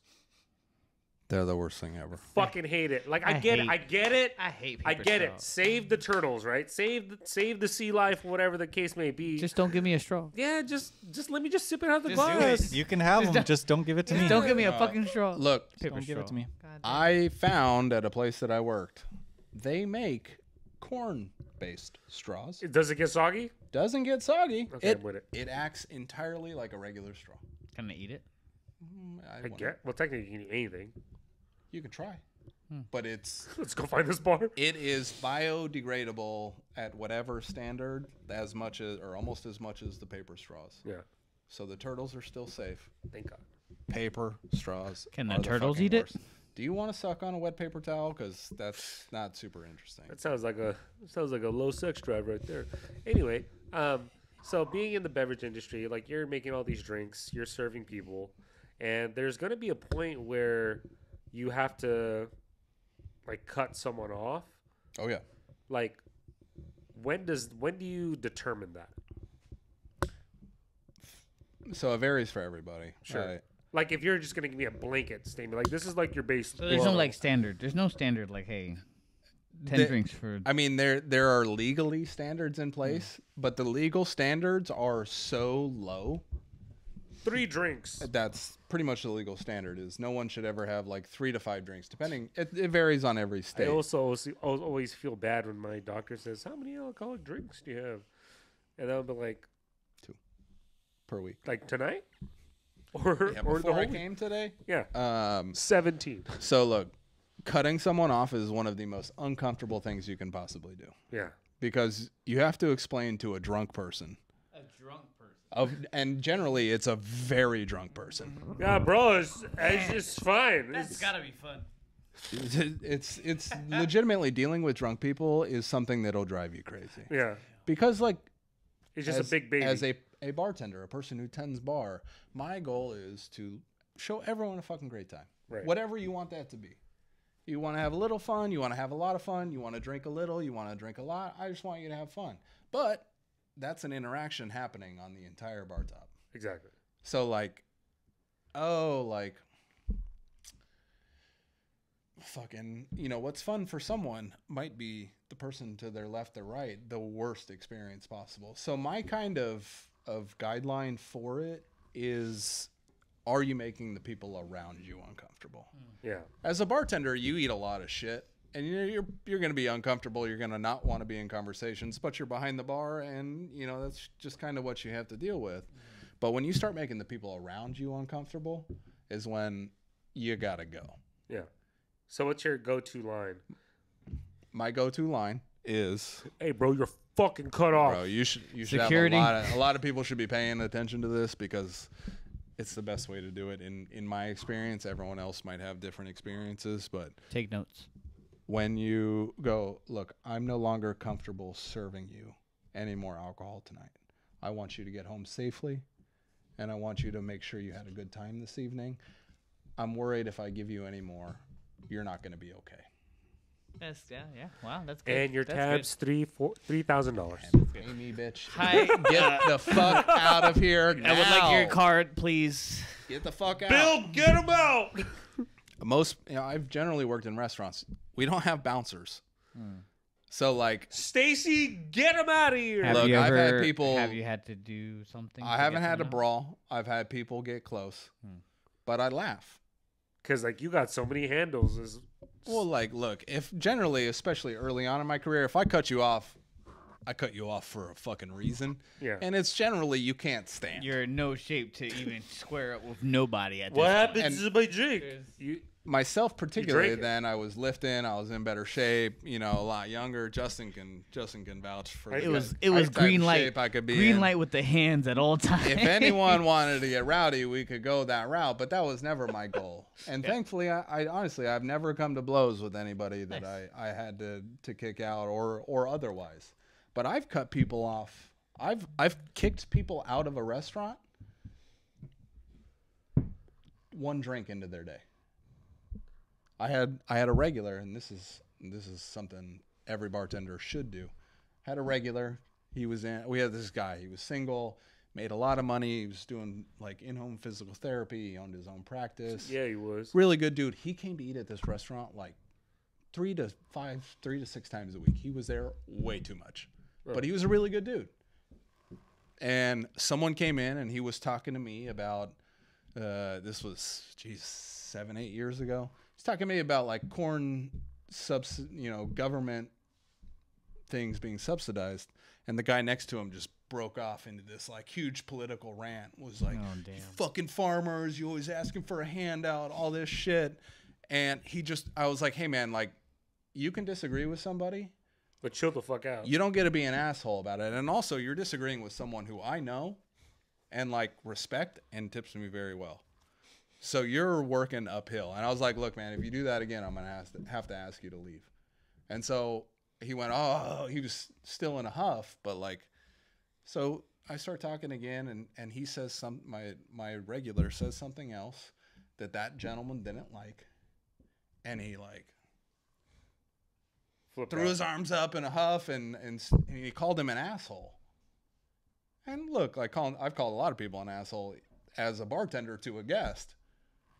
But it was so this was at like 5:30 p.m. on a fucking Saturday. This is wild. And I was like, I pulled his fucking drink and I went, get the fuck out. You're done, dude. You don't get to walk. And that was the thing. You protect the guests around them. If you want to come in and just be an asshole to be an asshole, Sure. I can forgive it till a certain point.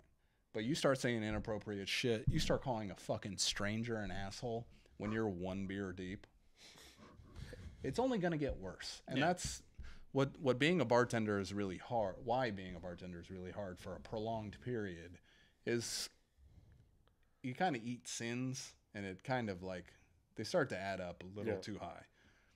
Thankfully, I cared about creating and the money side and taking on additional things. And that's how you start to kind of be able to get away from it. Right. But like, as you mentioned, like you eat so many sins, like that eats at you mentally. But like, how do you digress from that shit? It's Like- kind of nasty. It's like very nasty, and at times it very self-detrimental. Yeah. It shouldn't be as hard as it is, But it because is. it wears on you, and because it's also really hard because the entirety of your salary is truly based on other people's generosity, Of course. and so like So you always got to put on that facade, even though you're not feeling it. you always have to try and fake it. Yeah. And look, we all got shit that goes on. Every single person has something that goes on in their work experience or their fucking life. Right. But you got to show up to work every day and be ready. Right. And I call it farting through a shift, where you're just like, I don't fucking care. No, whatever. Shake, fucking stir, pour, change the TV, send the food out, get the new plates, do all the things in a night. But like, you have to be very high level to do that for your guests not to notice that you're giving less than even like 75%. Yeah, but how do you, like, with all the shit that you take, how do you kind of blow off that steam after like the shift? You usually drink. Okay. Right. Unfortunately, too much. Yeah, that's okay. No smoking? Well, it depends on who you are. Yeah. Earlier in my life, it was, Always the vice. hit the pen, Yeah, hit the I get bowl. off. I get off. I whatever. get home. I roll up. Take smoke, a little gummy, smoke back, chill, relax. I used to do that more earlier. I've tried to kind of get away from that, to lean less on my own vices, and to kind of be like, you know what, like, it was a hard night. My fiance's, she wears the brunt of it. She wears the brunt of me having a bad service, to be totally honest, because I can like painfully drink myself out of it. Yeah, that's fine. And wake up the next day feeling like an asshole. But she's the one who has to deal with me. Fair enough. I mean, it kind of is what it is. And I worked at one of New York's most famous restaurants because of some non-disclosures. I can't get into some things, but I worked at Redacted. It was my first job in New York City, and it's a lot of hype. About that place. It's a lot of things. It's a spectacular restaurant to have an experience at, if you can. Did you meet any famous people there? More than I could count. Okay, top 3 guests you served that are famous. Oh, Go. Barbara Walters, your wife. You got to fuck one, marry one, kill one. Go. Yeah. Top 3 first. Top. So this is No, okay. So pick top 3, and then this we'll is do part that. of the non-disclosure that I'm not supposed to be getting into. Fuck. Um, You worked at. Redacted. Yeah. Redacted. Yeah. Redacted. I need you Playing to. Pokemon, and he had a. I need you to. Redacted. I need you to edit this out. That's but, why you have. We can That's why you bleep it have out. redacted. Al can bleep it out. It's okay. Thanks. All right. What am I bleeping Probably out? some of my Oh, the restaurant favorite. name? Yeah. Yes. All right. I met Nas. Whoa. Oh, sick. Nas was one of the coolest fucking people I've ever met. And he looked so young. I didn't know it was He doesn't Nas. fucking age. He's like Pharrell's brother. Like, for real. In his 50s, for sure, maybe almost 60. I thought he was like, Like 25, I 30. thought he was like 35. How long ago? Sometime in 2022. Oh, nice. I met Nas. Nice. All this happened in between. I Only started have one there mic. late 2021. I all left away. March 2023. Dope. So Nas was unreal. He was so cool. I met Derek Jeter. Baseball guy. There you go. New York Yankee captain. Yankees. Yeah, I remember from that one Mark Wahlberg movie. He shot David. What's his name? The other guys. Yeah. Derek. He shot him. Derek Jeter was really cool, and then I met Christian Bale once. After or before Batman? Oh, yeah. I mean, this was a couple years ago. This was 2 years ago. No, he asked for a ginger ale for his son, and then said, "Thanks, mate." Where's And the I went, ginger ale? Whoa. Thanks, mate. He went, And "Thanks, then- thanks, mate," and he smiled and nodded, very kind. I'm not gonna go into the celebrities who I don't enjoy, That's fine. which are plentiful. Yeah, it's okay. Most of them are. I'll say this: Olivia 3 Wilde worst. is as pretty in person as she is on camera. Who's that? Olivia Wilde. We'll show you later. Do I have to put it in incognito mode? Maybe. I thought you were gonna say, "Do I have to put a condom on?" And I don't know, but that's up to you. Yes. I have a phone case on. So it should be- actually, I know. I'm that raw dogging it. It's not waterproof. Shit. Um, So my time there was, I made the most money I've ever made Hell yeah. by a wide margin, and it was the most unhappy I'd ever been. Oh, fuck. So that's Sounded so good. Then you just pull the rug Well, out. yeah, Of it. that's you stay if it's not that thing. No, you stay, and it's the main thing was you get treated like a servant and not a server. Yeah, that's the unfortunate thing about the service industry. Either you be in either retail, food and beverage, hospitality. Like sometimes I just feel like customers, we should have the same. We should be able to give the same energy as the customer gives because it comes down to respect, right? Like I'm gonna respect your shit. I'm not gonna just throw you out just because you treated me like shit. I ain't no one's indentured servant. It's really rough. Yeah. And because you're there, particularly at a restaurant like that, you feel that I wish The I people wish there- I worked at a company like that. the people that are there feel that they have some kind of whatever over you, particularly because it's an extremely hard reservation to get. And it's, a place to be seen. Yeah. So, like, that's one of those things that it's like, well, I'm here, I'm paying, it's a lot of money, it's not a cheap meal. you're lucky if you get out of there spending less than 150 to 200% a head. It's a big thing. So it's that comes with standards Is and it worth it? expectations. Sometimes. Pretty good. That was fire. I'm gonna break a Like you were just there, right? podcast rule. I gotta use the restroom. That's fine. That's okay. We might We can talk about Justin's New York trip. Yeah. I have to wait. We went to that place and it was fire. They had one of the best rigatoni I have. Probably not one of the best. It was the best rigatoni I've had. Like Probably one of the best like dishes that I've It's ever the had. only in my rigatoni life. you've ever had. But like, I want to take it even farther, where it was probably one of the best dishes that I've ever had in any kind of food.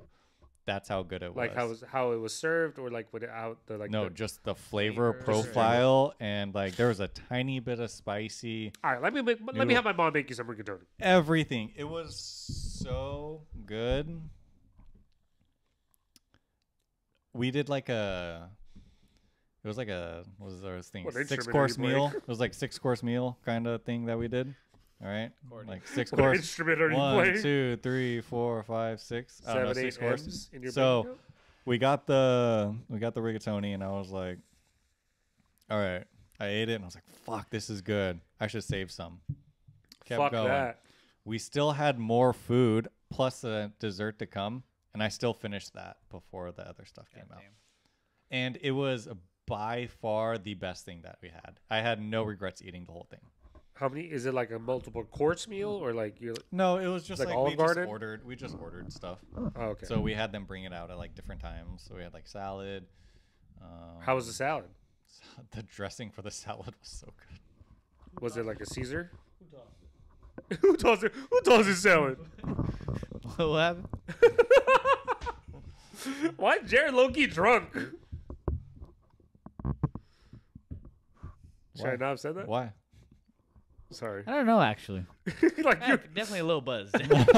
Definitely. Well, take yeah, a piss. 3 lobster rolls. was it after? I know. I feel like that was supposed to Should've help. helped. That should have helped. I should have soaked it up. I mean, me a sixth. A sick? You only had 3. I know. So you- Still You 3 need more. more? so There's still there's still two- a couple Still trays 3 left. more. there's still 2 more trays that you guys Sorry, you bye. can take one more. Careful with that. Oh, are you okay? You going pee too? He's like, no, I'm gonna drink more.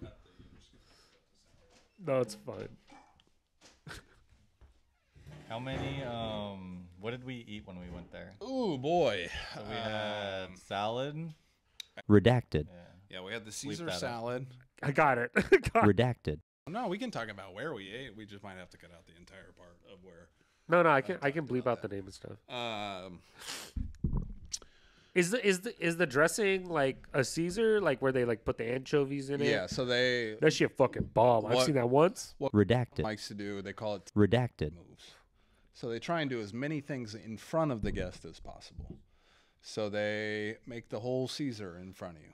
Yeah. So it comes out in portions. Comes out with the things they need. They have little mobile stations that they can kind of shuttle Like the over shit in onto front it. of your table. It's called we called it Redacted. and so you can kind of slide it What over kind of Pokemon is that? and it's got kind of 2 levels. And so there's like, some Worcestershire and So a cart. salt and pepper, and there's a few things that are already on the bottom. So you kind of, build those in. And then they send out, the lettuce and the anchovies. You got the olive oil there already. Yo, I fucking love anchovies. So you start to kind of like, they start with the dressing first. They break down the anchovies, a little olive oil, a little lemon juice, Should I bleep out this whole little cheese. this whole dissection of this? No, I'm not telling you. No, you look up online how to make a proper Caesar dressing. They'll tell you every ingredient and how to do it. This is Yo, nothing. but 2 fishes I fucking love: anchovies, sardines. You salty little bitch. Fuck yeah. That's probably why I have high blood. So yeah, they try and do as many Redacted. moves as possible. For lunch, when you come in, you get a little mozzarella little bread. And the mozzarella they pull in the back. Like mozzarella sticks, just on the side. No, No. mozzarella. Oh, like it's freshly a pulled and shit. ball. They hot water. Like they're just fucking the stretching that curds, shit. They do Oh. it in the back fresh every day before they send it out. I wish someone pulled my curds. It's really quite tasty mozzarella. I don't. They put the mozzarella in like olive oil too. And Oh. they cut it It's up got a for little you. olive oil bath. They cut it up. You kind of eat it. So we did a Caesar. They made the salad. We did a little. Fuck. What? Did you guys run into Casey Neistat while you guys were out there? Who? Casey Neistat. Who's that? He's like the world, like a very famous videographer. I don't know. He's like the one that like. All right. Yeah, something that I know that you guys know. Sports. He's someone that like really progressed like vlogging. Okay. So he usually rides on like a boosted board, and he has like a $7,000 camera, and he's fucking going 30 miles, just talking into I it. don't know the guy. I mean, I met like way too many celebrities. But If you look him up though, he's actually very entertaining on YouTube. Anyway, he I don't know where I was going with this. Redacted. Probably, I don't know. He likes dollar slice pizza though. that's rare. Also, like there's only a few places that still serve The dollar slice dollar pizza. slice left. Okay, favorite pizza place in New York. So a big part of Part of the trip. Careful. Yeah, there's bottles there. So I asked Justin what did him and Keanu want to do Yeah. before they came. Nice. And he went, we want pizza, and I don't know, we want to see some cool shit. And I went, Sick. all right, Wanna so see a you want dead body? pizza, and so like New York's, he's fucking got something for everybody. Yeah. So Without like a doubt. my fiance and I, So you showed him dead body? a couple. My fiance and I's thing is to make sure that we show whoever comes to see us our version of New York. Yeah. There's an unlimited amount of versions of New York or experiences that you can have there, but we want you to see what we do. Yeah. At least on the first time you come. Of course. You want to tailor it a little bit more in a different direction, like, we can Yeah. do that. Not everybody wants to see Statue of Liberty. I mean, like we don't really do touristy things. Yeah. So I felt bad. One of the things Justin was like, I want to do is I want to see Central Park. It's a lot of grass. We didn't get there. We will next time. But on this one, we wanted to really show them our version. And then he was like, we want to see pizza spots. And I went, Here we got go. you. So Here's my presentation of the best places. I think we got to 6 different slice places. 5 or 6. It was 5 or 6 different By the slice slice. places. By the slice. Do you have a favorite kind of pizza? I mean, I like thin crust. Just classic New York, simple. I do Like crispy and shit? Yeah, like I don't like floppy pizzas. Of course. So I kind of Who does? well every every place is a little different. But I took them to some old school spots, Yeah. and then I took them to some kind of new school spots that are like Like up and coming gaining and shit. steam, that have a lot of like social media clout. Their branding is top tier for any industry. By the slice with the garlic nuts.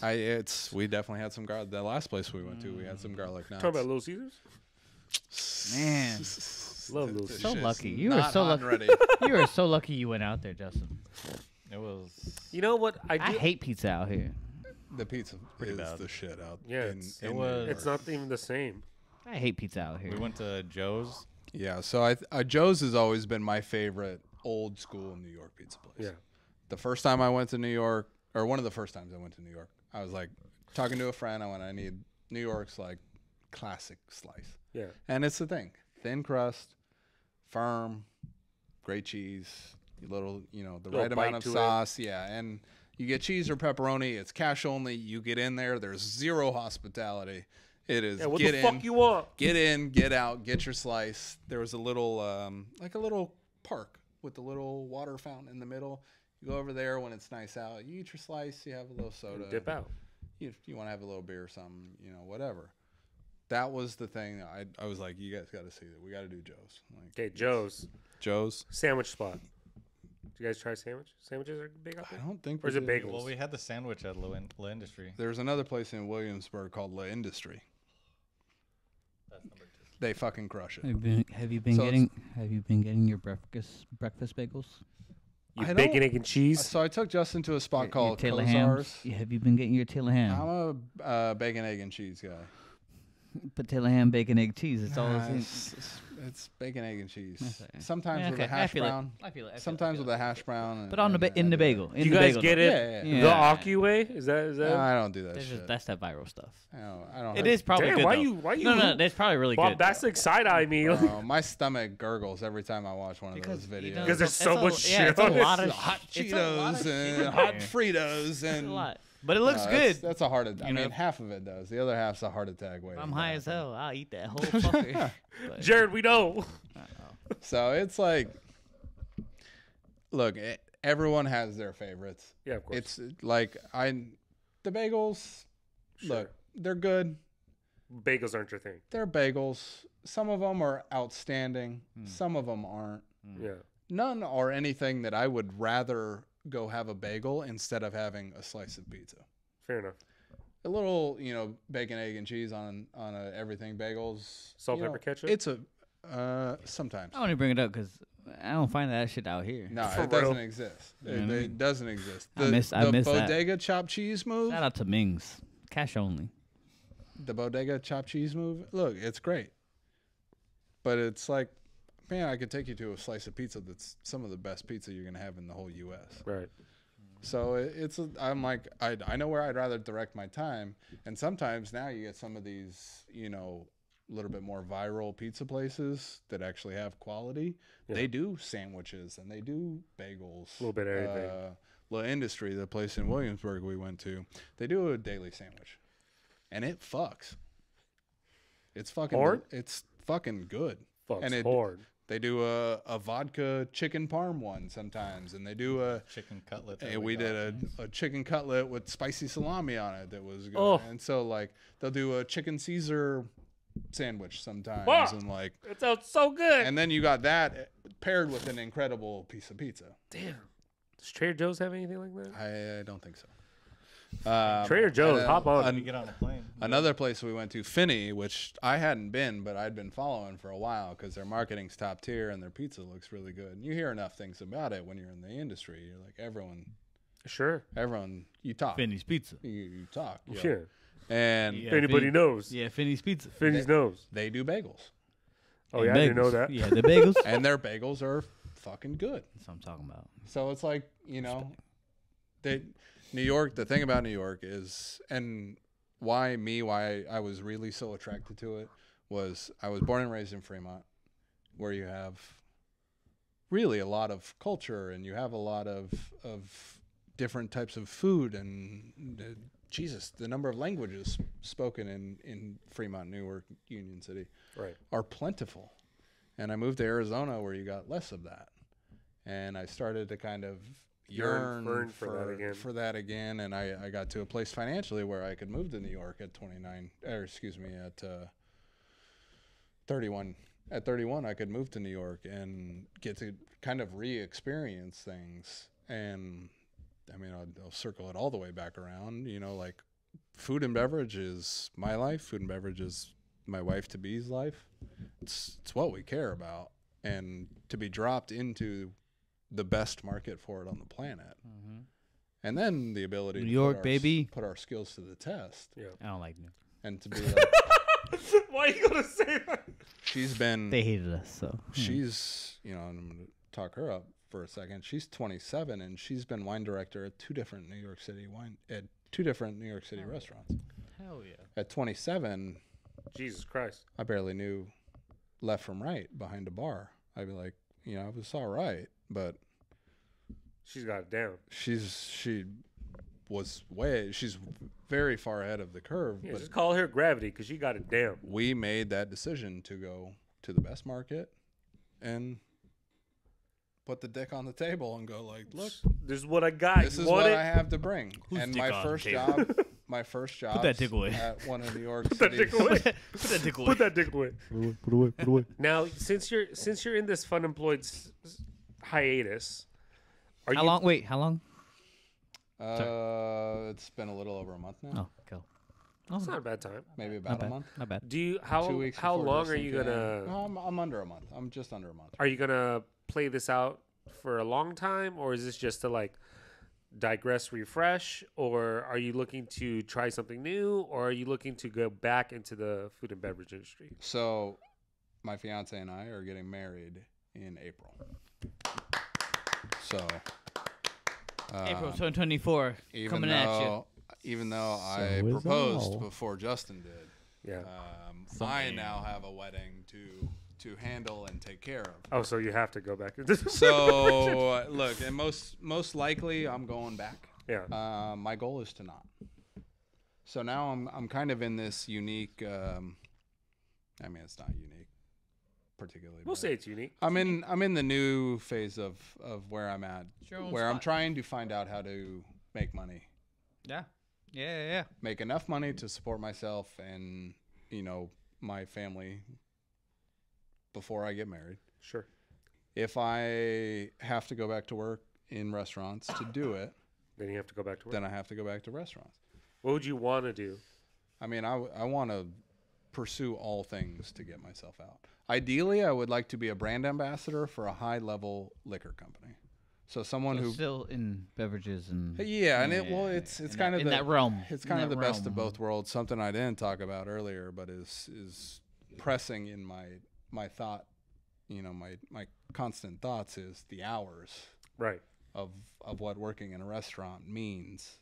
It's all day. It's fucking tough. You ever think about running your own? Like- No. Well, yeah, I mean, yes, I've thought about it a lot, Hmm. and it's a fucking nightmare. Oh, okay, never mind. Take that part of the dick off the table. I mean, look, Nightmare, but you- like, are there any positives in? well, in it? there's one way that my fiance and I really want to pursue in the long term. She told me when I first met her that I'm going to have this before I turn 25. That was something that she had written down. Unfortunately, I've kind of failed her, but also we're in New York now, Well, so what is things this? are a little different. What is it? She wants to own a wine shop. Okay. Sure, yeah. Ideally, a bottle shop. So you come in, you buy your shit, you get out. Is that not a wine shop? Well, there's also Hey! go! Whoa! the wife. The wife just showed is up. here. The wife is here. The bubbles are out here. Zach drank it all. The bubbles are gone. The bubbles. I have some bubbles. You want my bubbles? Those are from quite a while ago. I can blow If into you it. want my cooties, you can. Yeah, I can just swirl it around, and there's some more bubbles, right? We can open another bottle in a little bit. It'll be less bubbly, but Johnny, don't leave. Wait. Just open a bottle. Okay, bye. Come tell him about New York.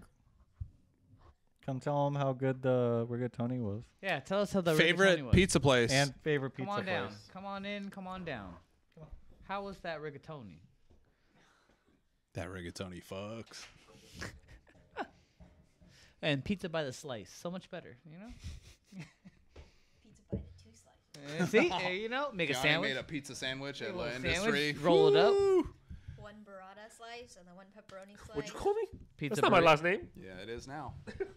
Alexander Barada. How's it feel to be married, Kiani? Feels the same. No different. It feels absolutely the same. Sick. The same. I love this story. Duh, same. The same. The same. Dick, same. Is it because maybe it's too soon? 2 days. Yeah, it's only, It's it's too only soon. been 2 Doesn't days. hit Or you. we got married too It's soon. yeah. Left No.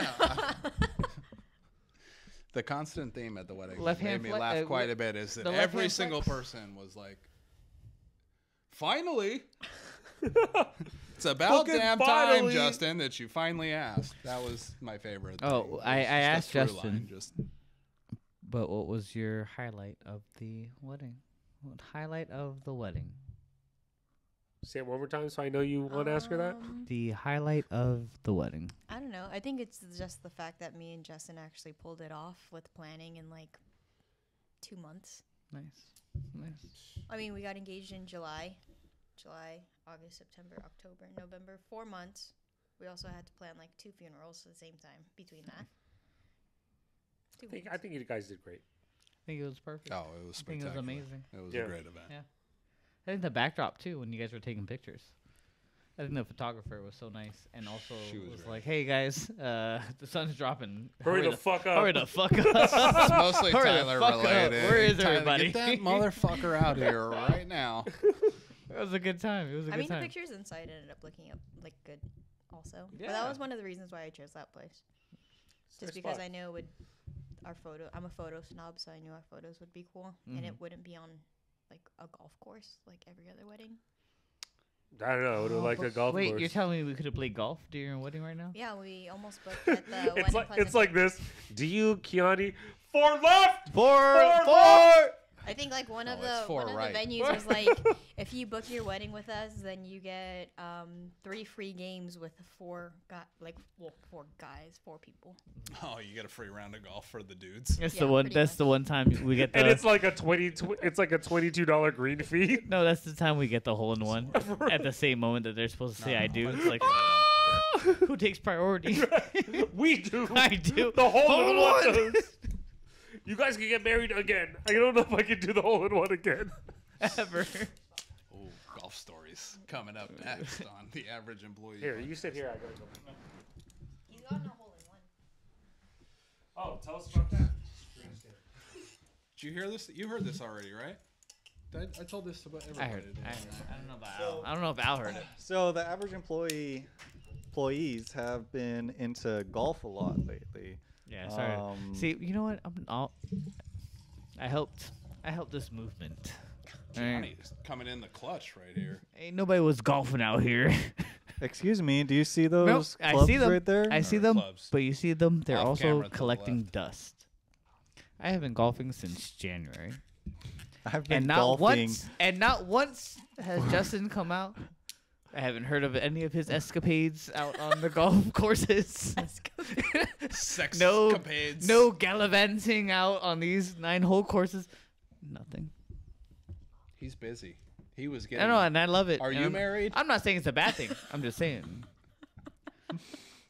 I started this golf. As It's Sorry, gonna, someone, it's gonna be This it's golf gonna be movement funny when we started out Kiani here. shows you up when she hasn't Oh, golfed. and I believe it, and I believe it, and I would love it, As- and I am hoping for it, because golfing is just a really fun experience. Oh yeah, Jared said Top Golf I'm out on there Sunday. for a good time. Yeah. Are as you off? someone Are you who's working? also Golf planning Sunday. a wedding, I have not touched my clubs in See? a year and a half. So When was the last time you took your golf clubs out, Justin? We didn't go. We went a little bit ago when we went to the Papusa place, right? We just went to the driving range. Yeah, we just went to the driving range. We don't really go to the course. We go to the range or Top Golf or something like that. We don't really I'm hit playing the- on Thursday if that makes you feel any better.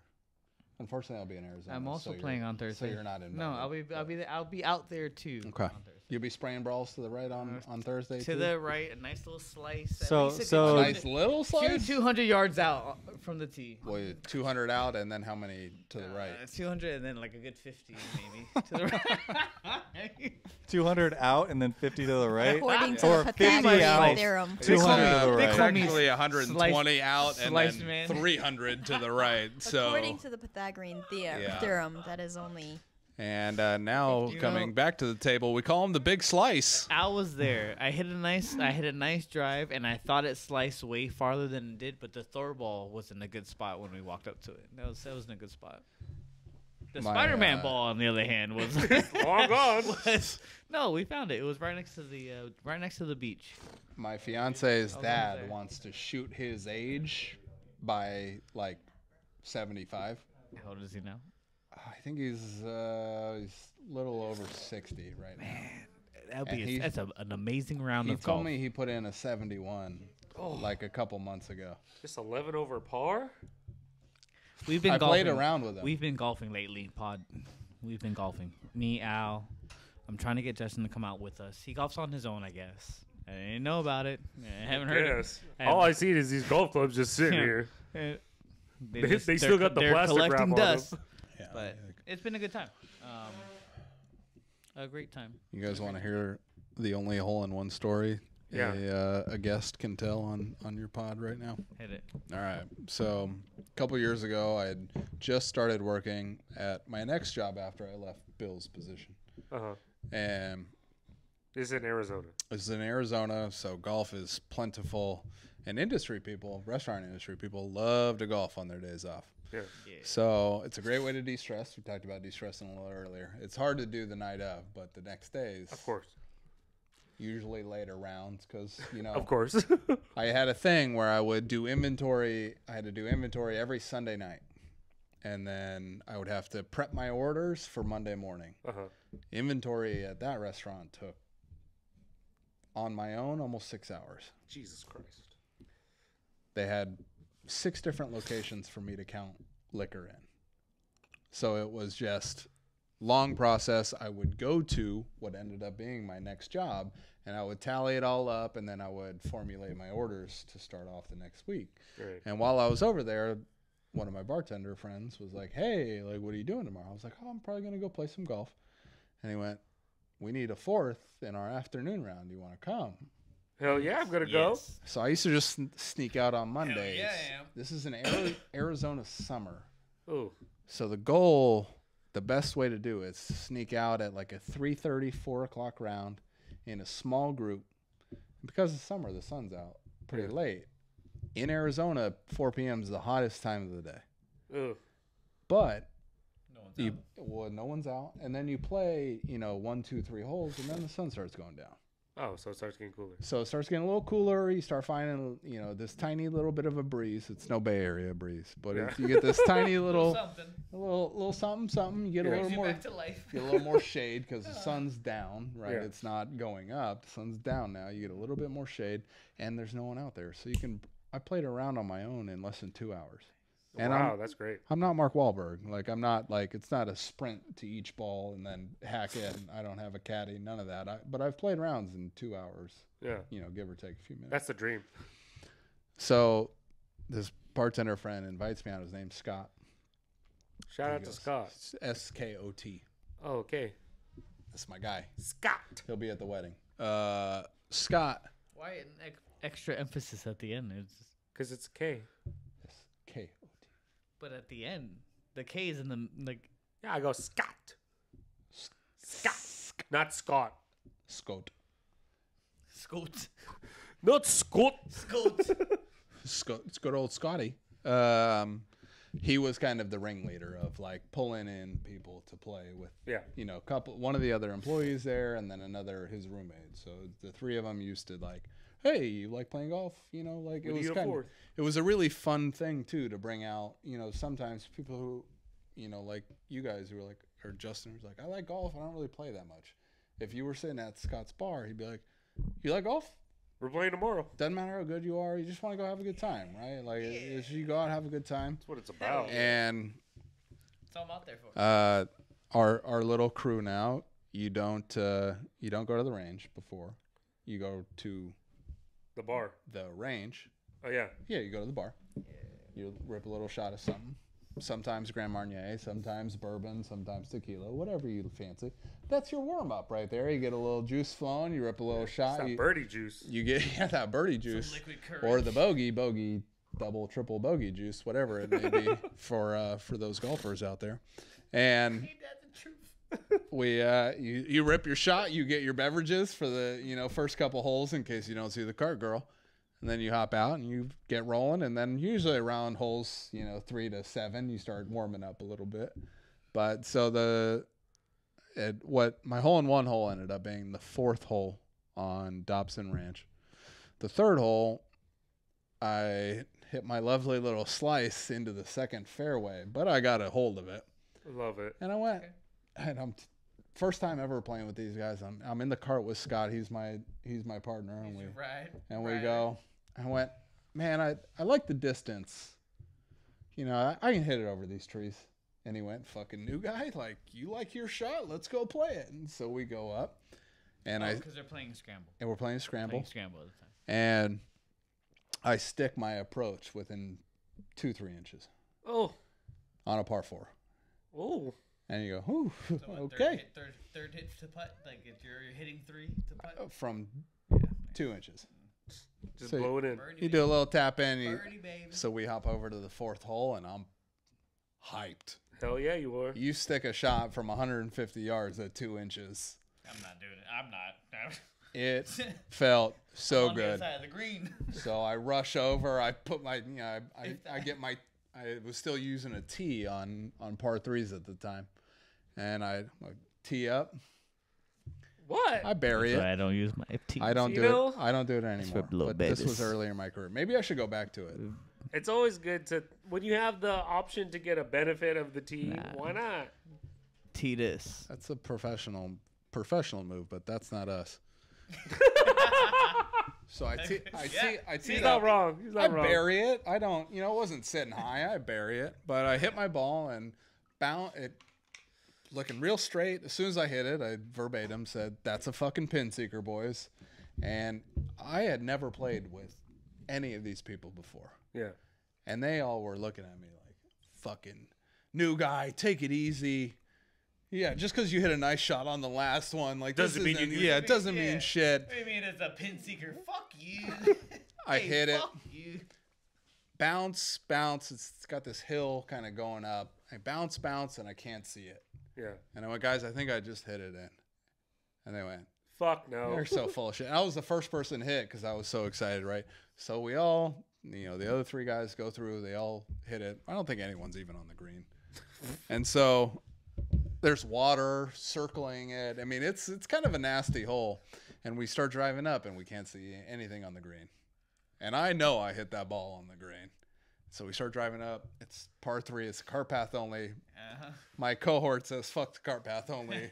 Fucking drive right up to that bitch. Zooms me right up to it, kicks me off like Fast and Furious style, like, so he doesn't get on the green, kicks me off. I'm at a full sprint when I'm coming out, and the ball is just Cradled in that. sitting, Waiting for you. just hanging right at the bottom. And I can tell you this, I've never felt that kind of joy before in my life. Oh. And you don't know how to celebrate it. It's such a unique thing. You don't even know how to You're more celebrate confused in than that anything. moment. I felt like Happy fucking Gilmore. I pulled the flag out. I hucked it. I threw my hat. I was just, you couldn't be more excited. Yeah. I can't And wait. Can't wait for mine. This story, well, first of all, it's good golf stories are like dime a dozen. Most of them are like, I hit it really far and straight, and it was great. It just went 300 20 plus. yards past the pin. And then I putted it, and it went in. You're like, that's most golf stories. But when you do that at the same time, it's such a spectacular feeling. Yeah. And you then hold power over every person Of course. who's never hit one before. And people that have been playing golf. Years. One of the gentlemen that I was out that day with, who ended up being my roommate for like 4 years in Scottsdale, he'd been playing golf since he was 15. Yeah. He'd never seen a hole in one. He'd never hit one. He'd never, Came close. never that close. It was a dream. Never, but I mean, he'd been, he's got, I think it's like 8 years on us. Yeah. And so he had been playing golf for well over 20 years. He'd never seen someone hit a hole in one before. So then that story it echoes. Yeah. And then we just sit there and laugh about it because it was the first time I had ever played with him. And then it looked like I was this all-time ringer. So they just immediately were like, who the fuck is this fuck guy? did you just bring out? This guy in 4 holes sinks a 150-yard approach shot at 2 inches and then hits a hole in one on the next hole. This was 6 years ago or 7 years ago. I have not even come close to doing it again. You know, he also told me when he told me this story for the first time. When you make the hole in one, you have to buy a round for everyone else. Everyone, not just your little foursome. Do I get to pick the course or? When you go in, so you got to stop. If it's on the front nine, No. if it's on the front nine, you got to stop in the clubhouse, Oh, okay. and you got Round to of buy a drinks. shot Got for it. Shots. everyone. Yeah. Okay. You thought the course. I was like, you dang, thought course. I Okay. gotta okay, pick okay. green No, fees no, for no, everyone? no, not green. Then you fees. confused me, and I was like, "Wait, was he talking about course or No, no, no, shots?" just shot. You got to go in. You got Jared's to. out here planning for his hole in one already. Yeah. Well, good luck. Truly, good luck. Yeah. Hope I'm there so I get the free round. No, you got to go in and you got to Man. buy a shot for everyone in that bitch. Yeah. You're like, I hope it's dead. I hope it's dead. I hope it's dead. No, not everyone in your group. No, everyone. In the You clubhouse. got to buy the whole fucking clubhouse. Hole in one rules. I'm walking out that bitch. I'm making a hole in No, one, you're and not. I'm going back I'm to the telling car. You get so fucking right, excited. bye. It's the best fucking day of your life. Probably until you get married or have a kid I'll let you Yeah, I know when can't I wait. get I married can't what wait. was a Goddamn. better day. Damn. Getting married or hitting a hole in one. I'm gonna guess, and so my wife to be, Yeah. when she listens to this, that getting married is gonna be better. But Well, you guys let us know in the comments which is better. if you've hit a hole in one, please comment on this. I want to see who else is part of the club. Or getting married or having a kid. You let us know. Let us know. please. But that's going to be it for us guys tonight. I want to say thank you guys so much for hanging out with us on the Average Employee Podcast. I'm your host, Al. I'm Jared. And I'm Justin. And we've been hanging out with Zach. You know what time it is? Shot time. Time to clock out. And shot time. Have a good night, y'all. Peace. Peace. Yeah.